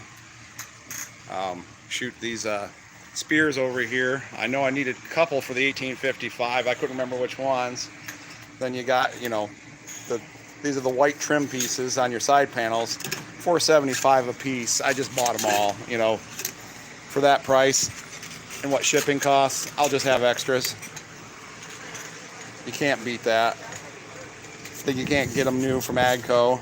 The long ones, $12.50. Granted, check the date on this because someday down the road it might be different. Things like the heat shield for the 3208s. They've got them. So, just, seat torsion springs. That's something. You got many of these left? 200 of them. Okay. We make them. Yeah.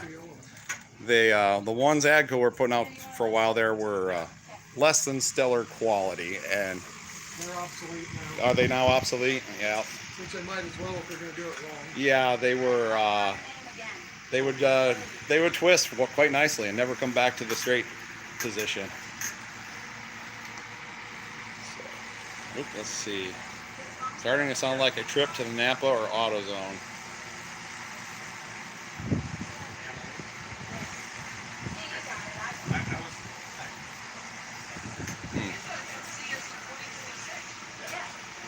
When's show gonna be near you guys in 26? Where at? Worcester. Oh, it's gonna be back at Worcester. There you go. In 2026, summer show is gonna be at Worcester, Ohio, which is Maybach's stomping ground. So you'll be close to the dealer.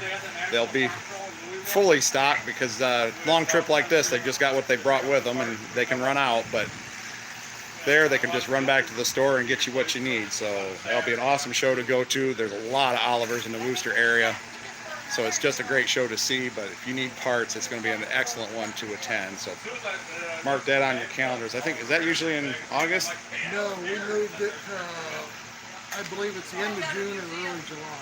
And okay, I say, oh, that's right, it was July, or mid-July, because I hustled to finish my weed up so I could make it to the show the last time.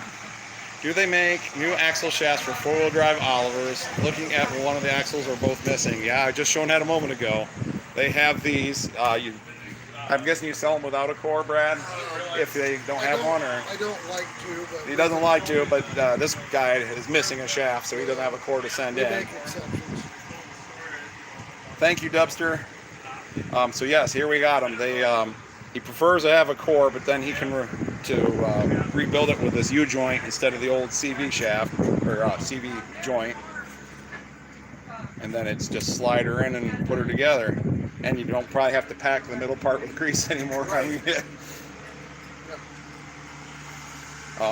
Is that greasable to where you could? Can you? I think these have, yeah, they are greased. Yeah, oh, there is a grease circuit. This is the Clark one here, isn't it? Yep. So, yeah, you can it probably just turn it and open that grease hole that you would normally shove grease in and get your gun in there and hit it. Just got to probably jack it up so you can roll the wheel around until the zerk's pointing the right way. Good heavy duty joint. So yes, they have them. And this is the Soma axle here, isn't it? Yeah. So they've got those two. Are you making Yeah. that looks a lot heavier than what Agco offered. Well, it's a little bit heavier, and Agco doesn't offer it anymore. But man, they're just dropping stuff left and right, aren't they? That's the one for the tractors with the long input shaft and the single disc clutch, and that's the long input shaft with the double disc clutch. Okay. Yeah, these are probably half again thicker. I made them as thick as we could and not interfere with the input Yeah. shaft. Yeah, that'll be a lot better. Let's see. Oh, this is your, I've talked about this one before. This is the other 155. So this is the 16 and no work, 15? 15s and 16s. 15, 6. 270. But what they do is they have an extra amount of spline welded on so you can catch the back part of the shaft that isn't worn, because those tractors always have that back there. The reversa-torque version goes back farther. I think that's why it's so long. Yep. But on an ag tractor, a lot of that spline doesn't get used. This coupler here uses all that. So you can either grab those if it's already worn, or if you have a good shaft and you want her to last good, put one of these on there, and you're gauging a lot more spline. It's going to have a lot more life. That's what we put in Allen's 1650. It's been working great. It's disappointing they even had that small spline on those. Yeah, why didn't they? They should just kept the same shaft as the bigger Well, the tractors. seal diameter is 1 7/8 and the big shaft is 1 3/4, so there's no reason they couldn't have. Let's see, what do we say? Do they have a 5.9 conversion for a 2.135? Yeah, we deal with that. That's all on the shelf stuff? That's pretty much all on the shelf stuff. All right, so the answer is yes there. Love Olivers, can't remember and many around my area. I've got people from Scotland and New Zealand, and I'm thinking the majority are here in the States, though. Anybody else got questions for Brad?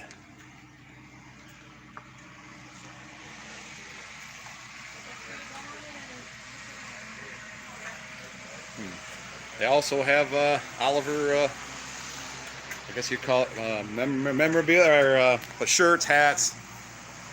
I picked up one of these. This, I'm not sure how good the color shows up, but this is they actually used a picture of Ophelia to pick out the color of purple from this shirt, for this shirt.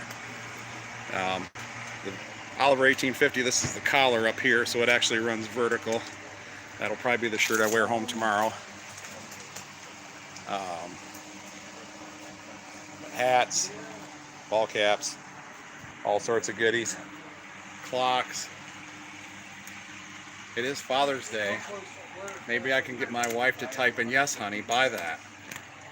And then I'll know what I got for Father's Day.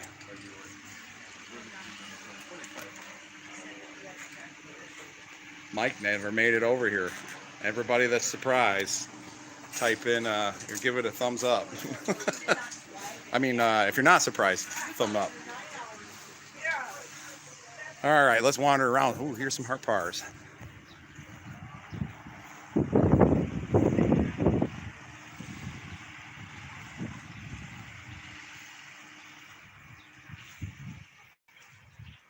Still got 99 people watching. That's awesome, because it also says I've been doing this for 1 hour and 54 minutes.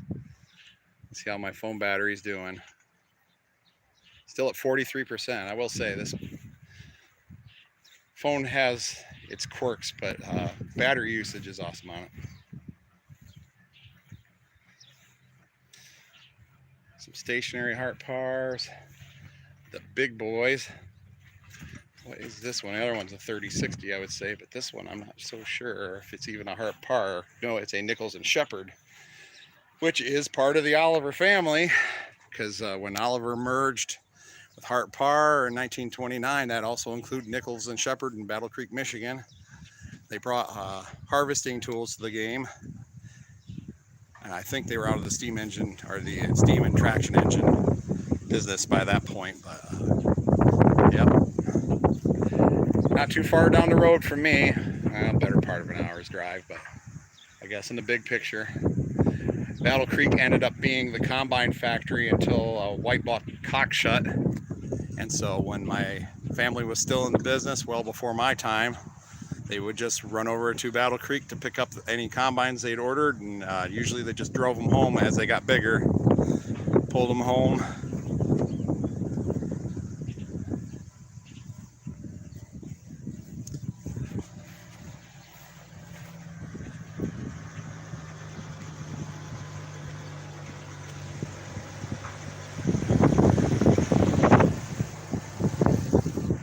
Our 50 stationary, that was basically the 2850 engine standalone without the rest of the tractor. There goes Mike's tractor again. Andy Willenberg driving. Let's go over here and look at some more of these shiny tractors.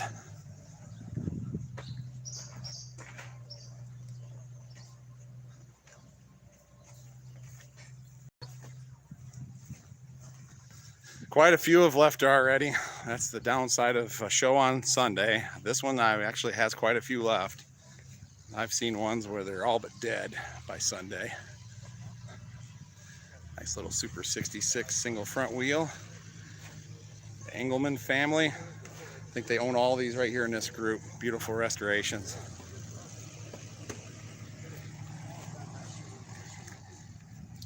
Oh, thank you.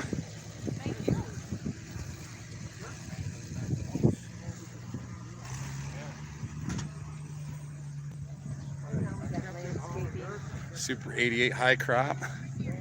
Very nice tractor. If you happen to see them, that was the lady that makes from Cup Bake. She makes these cups, and I don't think I have enough hands to get it out, but she asked if she could use a picture of Herman on some of her cups, and she gave me a freebie and for use of the photo. So if you happen to see a tumbler mug thing with Herman on it in the snow, that's legit. No one stole it from me. Another Miss Green 880. We talked about them earlier, but boy, this one's excellent job on the restoration. The paint, really, 2 guys picking up. Get a little noisy here. We still got to take Blaine's tractor for a spin and see if oil starts pouring out of my repair. Maybe we should do that here momentarily. Things aren't too busy here today. Nice Super 44. This is an 88, but when they first come out, they weren't entirely sure what they were going to do with styling, and so they, although it's not the same sheet metal, it is styled like the Oliver 70 and the Oliver 60, but it is its own sheet metal. The grill pieces are taller. Side panels are longer, the hood is different, so it's its own thing. So restoring them can be a bit of a challenge. Find it if your sheet metal isn't good. I do believe Lynch Farms do make the side panels, the louvered side panels for them, reproduction, and they do an excellent job. Look at that 990. Well, that's a thing of beauty. Even got the decals on the filters, and wow, they went all out. Excellent job. And it's shiny. Now, here's a pulling tractor, the Priceless 88. Pink. Oh, there's Mike. Not the same, not flat tire Mike. No. Nice Superstar, not super, but 66 diesel, light one with the brake disc brakes.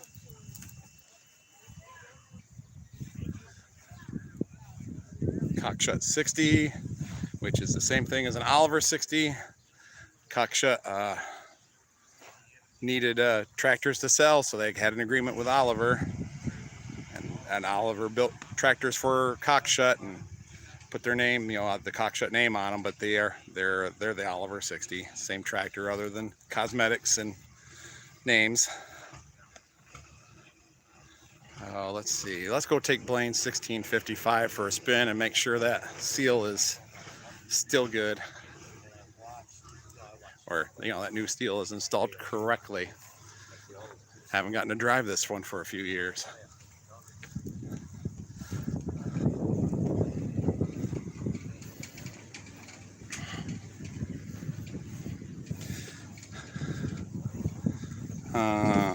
Let's put that right there.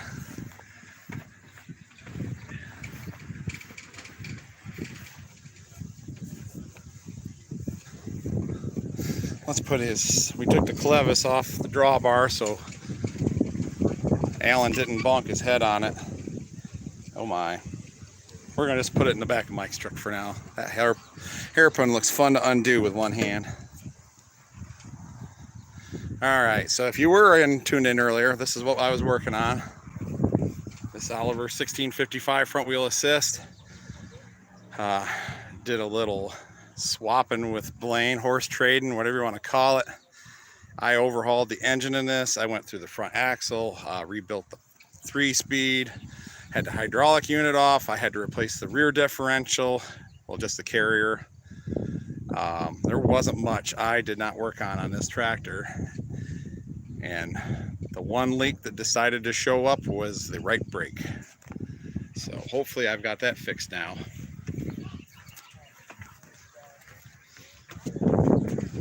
Oh, doesn't anybody use their tilt steering? There we go. Let's see how well she starts.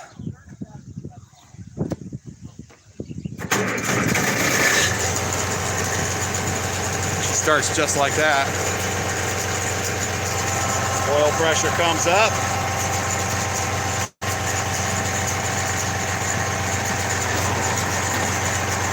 Clutch does what it's supposed to do. Good oil pressure.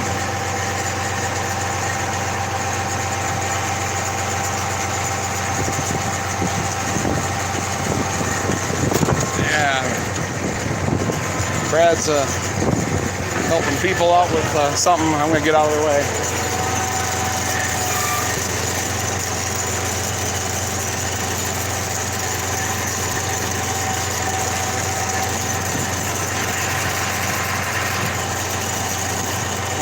Let's see. Crowded that way. Let's go this way.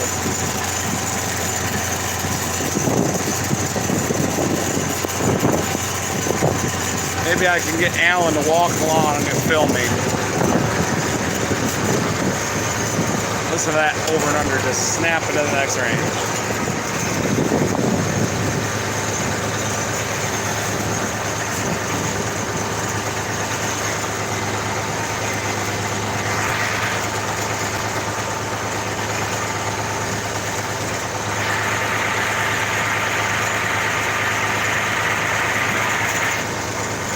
Well, Alan's still chit-chatting.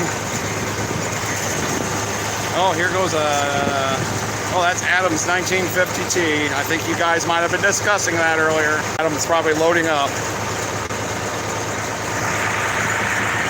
Nope, he's just parking over here by his 77 diesel.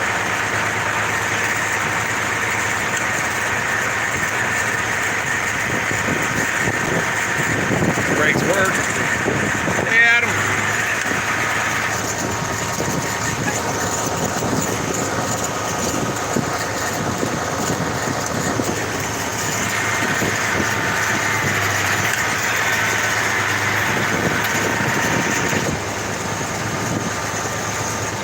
There's that T. I know Adam's got a lot of work into it. Adam can build a good 310. I don't know how long the Cummins, I think he bought it with the Cummins already in there, if I remember right. We'd have to ask him.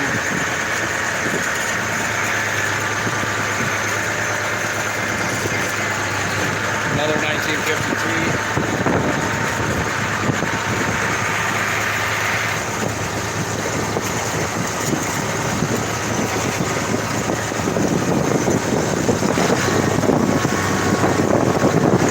Now I know why there's so many windmills in this area.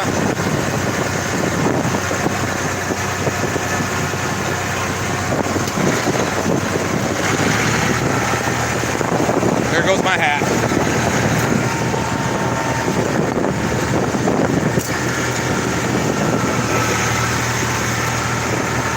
Oh, Mayboss to the rescue. Thank you.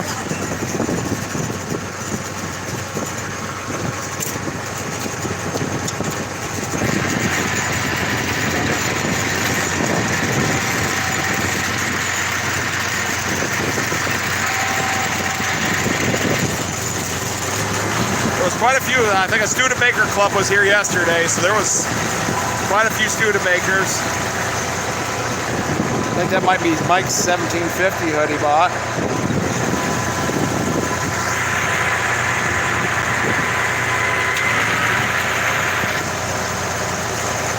Very nice showgrounds. Permanent restrooms. Lots of old buildings to check out. Log homes, the old church. I think a lot of these have been moved here for a show that started in '99. They've really built it up good. That's 1950.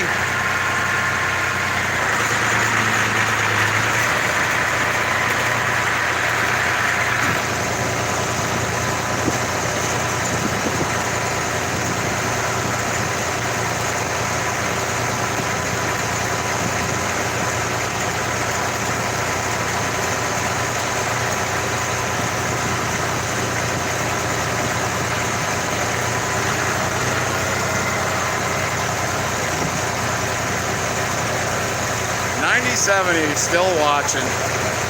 That's just awesome. I better not hit anything.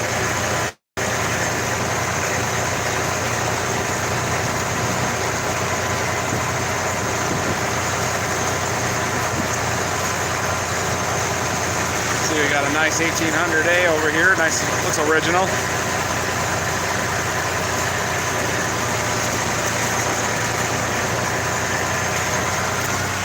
An Oliver sprayer, or at least wonder if that is an original Oliver. Obviously the poly tank wouldn't be. I think they used a couple of 55-gallon oil drums from the factory.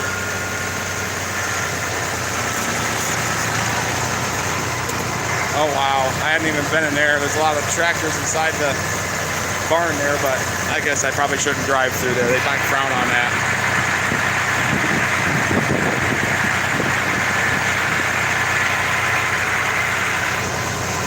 Gas station. It's like an old town, I don't know, 150 years ago maybe. Oh, laying down some water for dust control, that's nice. Let's go drive by Alan again and see if he can record us.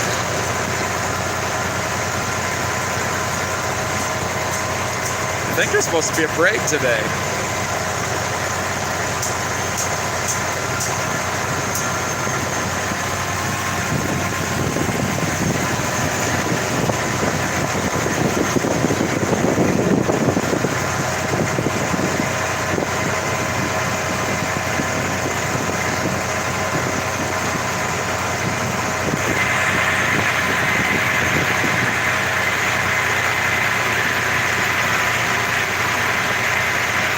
They've got this pile of old scrap metal equipment. Iron memories, they call it. I don't know if they keep adding to it or what the story is, but I almost swear that has turned. I wonder if that's supposed to be a clock or if it's... I might have to ask someone on that. A lot of people tearing down. It's getting to be the afternoon. Probably gonna see a lot more people taking off soon.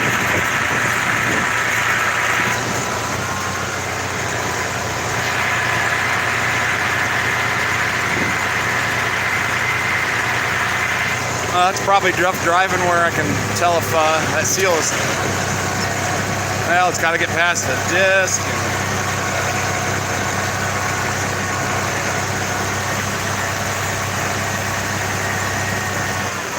I don't want to tear the whole thing apart, but I'll probably loosen up the cover and take a peek in there.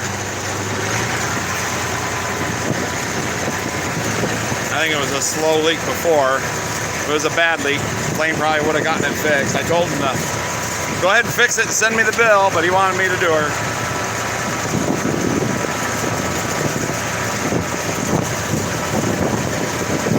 So I think it might be, let's drive back. I'll park it, grab a wrench and loosen that cover up, see if I can see any oil. I'll probably just pop the cover off, see if any oil is dripping down.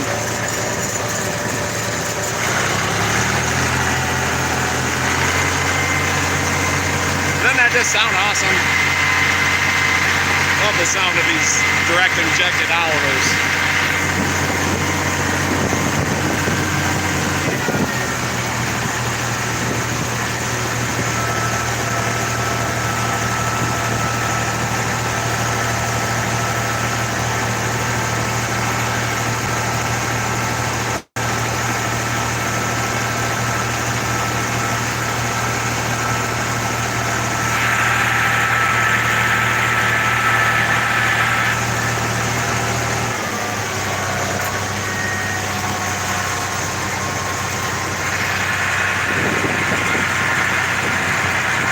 Justin Meyer selling parts, waving. Parts man. I bought parts off of him.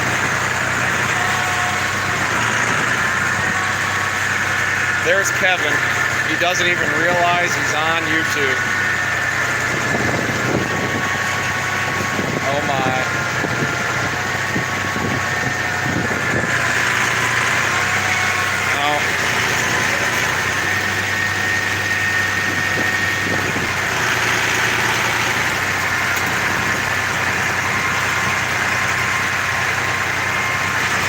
Hopefully I don't get in trouble for crossing the sidewalk.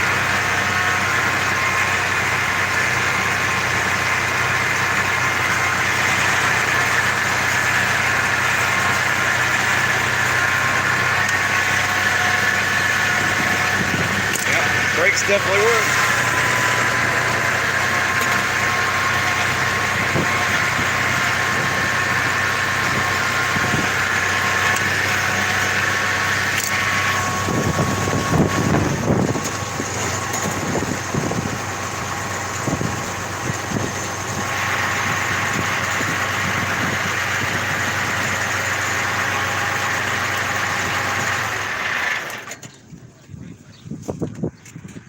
Gotta pat them, tell them they did a good job.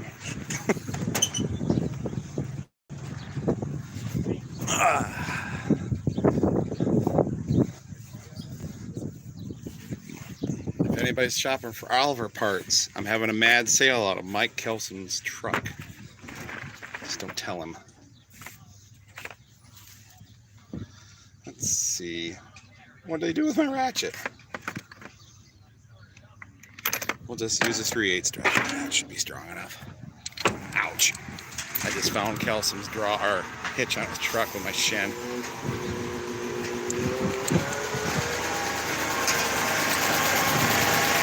Mike Mishbeck's beautiful original 1755. And Gasser purrs like a kitten.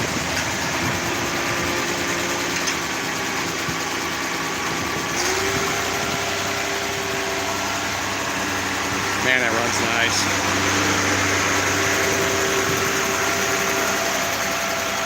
Get back here a little farther. Hard to believe that's all original paint. Can't remember, it's very low hour, but I'm going to ask you Mike here in a moment. In the meantime,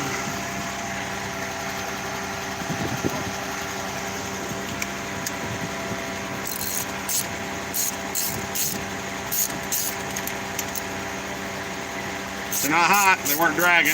That's good.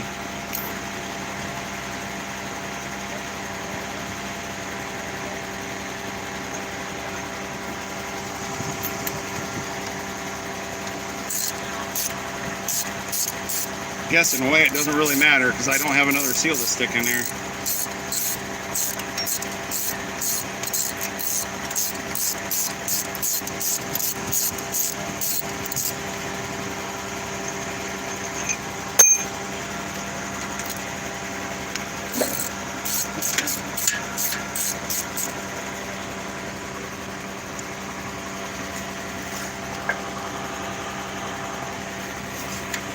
It's looking good.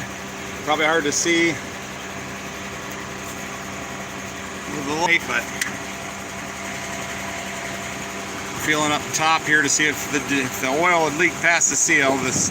You get on the disc and start slinging it out up around the inner disc. That's looking good. Hopefully this fixes it. Just a defective seal or defective mechanic at least. We're gonna call it good. Just put that back in there.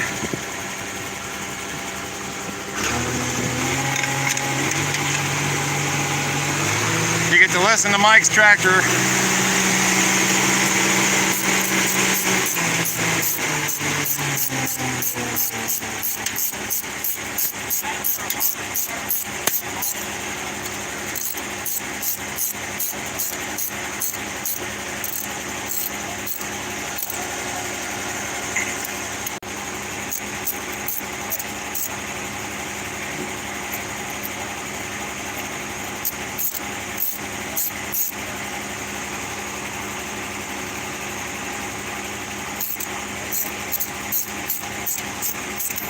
Oops.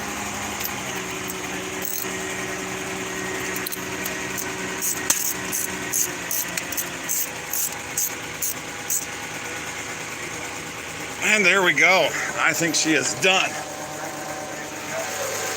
We'll just have to see how time tells on how well the seal works.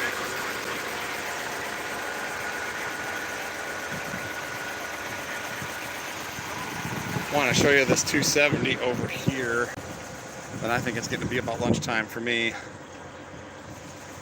Check this out. Original red stripe, actual hours 15,240 with original owner.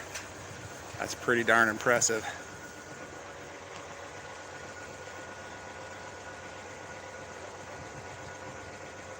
I don't know if I've worked 15,000 hours.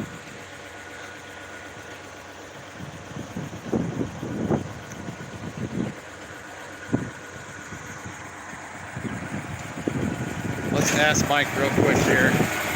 Huh, this doesn't have a right door.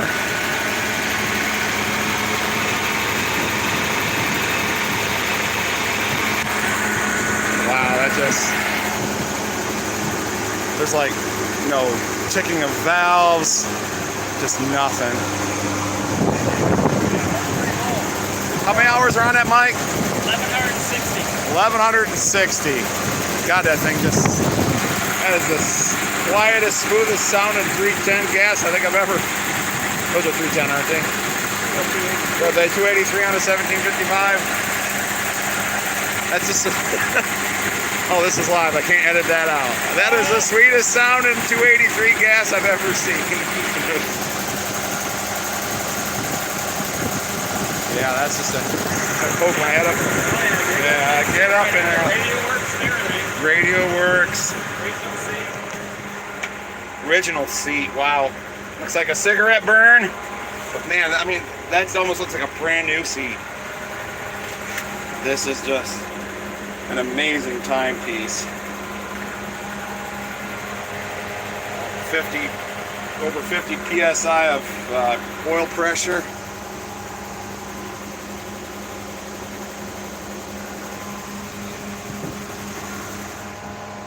And close the door, that quiets it down quite a bit. Man. Gorgeous. Yeah, I'll show you them hours.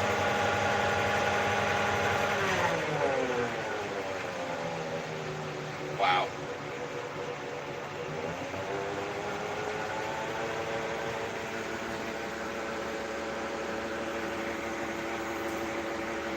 You want it? Oop. take it for a drive. Yeah, we could do that. Do you want to take it for a drive and I'll record you, or? The only thing that doesn't work is the speedometer. Oh, the speedo doesn't work? No. And I guess I've heard about that. All the Krenlo or these ROPS cabs, I've never seen one without the right door that opens. Yeah, by 74 they welded it up. Oh yeah? So was it a factory opening door, or they? No, it it's came in. factory Yeah, welded. factory welded. Okay. Yeah, but they revised the dash about that same time. See, this is a two-piece dash and platform. Yeah. Like a 2105. Yep. My 1955's a 74, but it's still got the right door, Still got the and right it's got door. the the updated dash. Yep. Yep. Yeah, this one was factory welded because they welded all the seams in the corner. Okay. Yeah, I mean, there's no sign, there's no hole for the handle or anything. It's definitely a factory. Yep. And the only thing I modified, I got rid of the shifter in the middle. Yeah. And I put a 2105 in there, so it opens up the operator station. Yeah, that is nice. So yeah, those of you that are wondering, you can get a shift lever from a 2105. Saying we'll go in these 55 series 17s and bigger, and you can get your shift lever out from between your legs and over there by the throttle. Just gives you more leg room to work in here, not bounce around and hit it. Man, it's beautiful, Mike. Thank you. Nope, still got the original seat, but the upholstery that came from got from Fair. Okay. Where'd you get? Did you have that made? That was Lyle and Helen Dumont. Oh, they do have that. Yeah, they Okay. do have the later. The laters, because that's what I need for my 18 and my 9. Well, yeah, the 19's original. I'm gonna leave that alone. But when I paint the 18, I'm gonna need that. Yep. So I put that on after I put the upholstery on, so it matches. And I did put the rear view mirror on. That's not factory. Yeah. Because they didn't really have any. You probably have taken this on tractor rides. Still nice to have the mirror either way, but. Oh yeah. I took it on one tractor ride, but I decided I didn't want to. And that boot. Yeah, that's nice and pliable and original. Yeah, you would think that was brand new. It's just pliable. Yeah. I don't think this thing. Probably the only son it ever sees is these shows. Yep, pretty much. Always goes in the shed at night. So. But yeah. Fan. Yeah. Fan's putting out good. It's not air conditioned, but it still moves a lot of air and help keep you cool. Even the radio works. Is that the original radio? It originally had an automatic AM radio where the 4 volts are on the right hand side. Okay. I had a brand new radio that came from good sign box and some speakers, and I had some new old stock grills, so I took off the inspection plate and put that radio in its place and it fit perfectly. Excellent.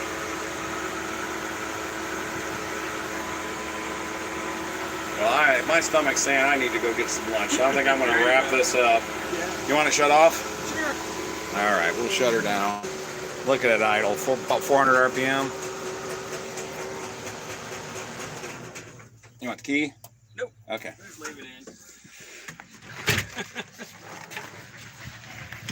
It's pretty quiet for an older cab, really. Yeah, once I got new upholstery on my 1955, that made a big difference. And yeah, for the age of the cab, they really do cut down on the noise. Believe it or not, with no air conditioning, if you open up both windows and you crack the rear one, you get pretty good cross. Yeah, the way the windows open in the front, they kick out and they can kind of catch the air as you're driving into it, and then you open the back and it just lets it flow on through. And not as good as air conditioning, especially in super dusty conditions, but it can still create a good airflow for you and keep you fairly comfortable. I would say it'd be pretty miserable being out in the field disking with it. Yeah. Going with the wind and no air circulation and dust in that cab. But little detail thing, but just stuff like that. This is the unloader valve. And when you start you're cranking these 55 series up, you don't want to be fighting a hydraulic pump. Where'd my finger go? There it is. And so this valve, until there's enough flow, is open. When you shut the tractor off, a spring pushes a seat back and it can open up and it takes the oil and sends it back to the reservoir instead of everything else. Once it fires up and it's turning enough speed and it's created pressure, the pressure and flow, kick that spool over and close off the flow to here, and then it has to well, let's see, yeah, it comes up from there. Yeah. But anyways, shuts off the flow going back to the reservoir, so the oil all goes where it's supposed to. But that way your pump ain't trying to generate pressure and fighting your starter while you're cranking it over. And what's the detail I was going to talk about was the patent number sticker is still on there. Patent 3522999. That's just something that really goes to show how original this tractor is. That some little detail like that. I don't know if this might be the only one I've ever seen with the patent sticker still on the unloader valve. You know, things like, you know, the sticker for the decal for the engine oil, and some of you may notice a little detail here because this is the late one, the "Don't Be Careless" sticker. It's yellow on top. Now we go over to Blaine's 1655. This is a 72. This is a, you know, same message but different decal. So there was a break. What was that? I think 74. Was it start of 74 or? I think somewhere around there. Yeah, there was a lot of changes in 74. That's like 74s have internally regulated alternators. You just got to internally, no external regulator. No external regulator. And then the charge pump for the hydraulics is integrated into the transmission. Yep, that's correct. It's stacked behind the hydraulic pump. So yeah, it doesn't have the little pump out here that a lot of people think is a power steering pump, but it's just it's a circulation pump. So you shouldn't take it off, because otherwise there's no oil's going to go through your cooler and your oil's going to get hot. But they stacked it in behind the hydraulic pump on these later tractors, and that's why you don't see it up front anymore. Yeah, and then the decals changed on the PTO shaft too. Yeah, PTO shield. Basically all of them went from that triangle shape to this. There's a patent number for the power. Wow. Yeah, I don't know if I've ever seen one of that on patent decal for the power takeoff control valve. Probably even the original cap. I mean, that yellowish, that everything's black or red or something now, that was probably like a whitish when it was new. That Probably it's, have a clear translucent. yeah, it's probably. Uh-oh. It may or may not be my wife. No, it's Mike Felson. Oh, well, he should just watch this on YouTube and then he can talk.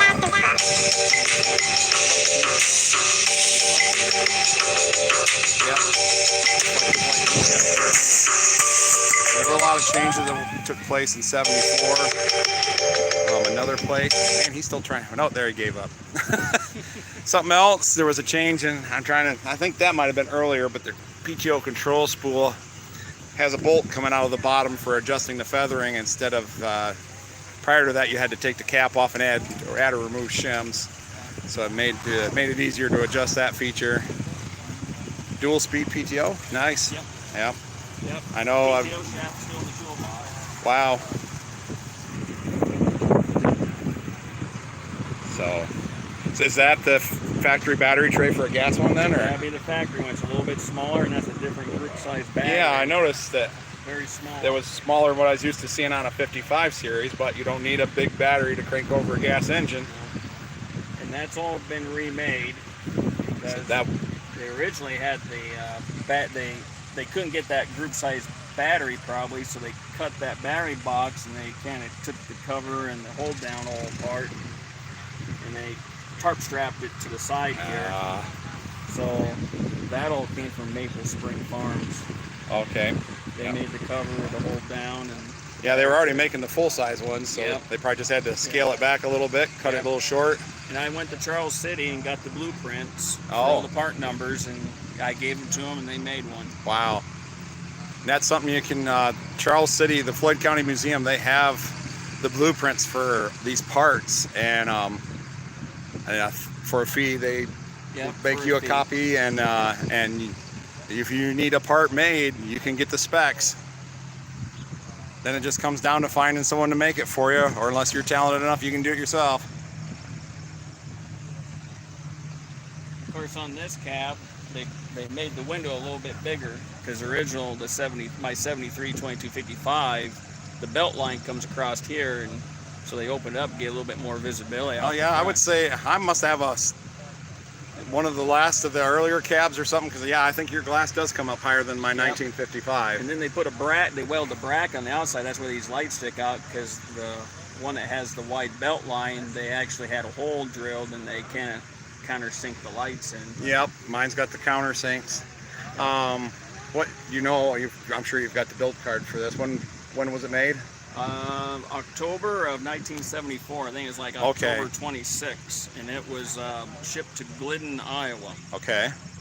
And the original owner, or not the original owner, but this was a second owner tractor.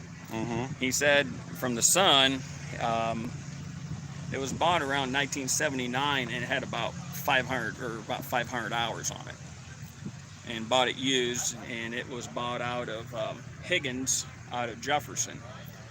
And Higgins was the dealer? Yep, Higgins was an AC and a white dealer, and if you look in there, they had to put their keychain on. I was going to open the right door, but yep. Yeah. I think we can see it. Yep, they sold Alice Chalmers and White. Yep. Yep, Higgins implement. So that was out of Jefferson, and of course when they tuned it up,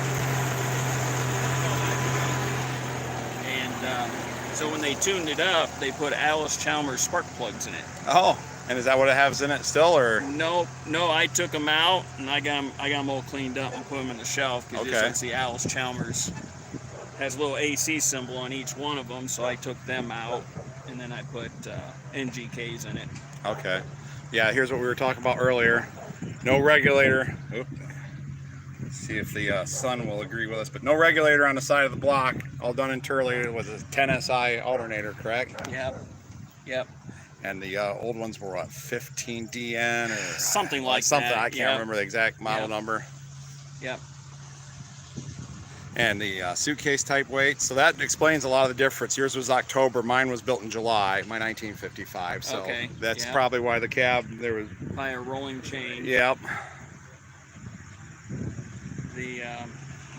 It didn't have a suitcase weight to the bracket. I put that on. Okay. Yep. But still sets it off nicely. Yep. And then it's amazing on them cabs, they use a little adhesive clips to hold the wiring. Yeah, I know. I've got a couple that have come loose, and I got a couple that come loose, and I re-glue them, and they fall off again. Yep. Same problem. But when you look on the other side, it's still got the chalk marks from the factory. I don't know if your camera can see it, but right in there, you can kind of see the faint. Yeah, I can. The last part of the serial number. And then behind the toolbox, it really preserved that right there. Is that the serial number there? Or? Well, I think that's possibly the dealer code or the destination where it's going to go. Does it match what's on your build card? No, I don't know. I never had the toolbox off to know, but yeah, you can't. It's hard to read. It almost says, there's something right there, but then it's like it almost looks like it's Perry.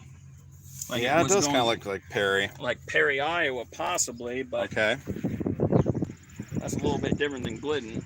Yeah. So, and maybe that was the person that did the final inspection.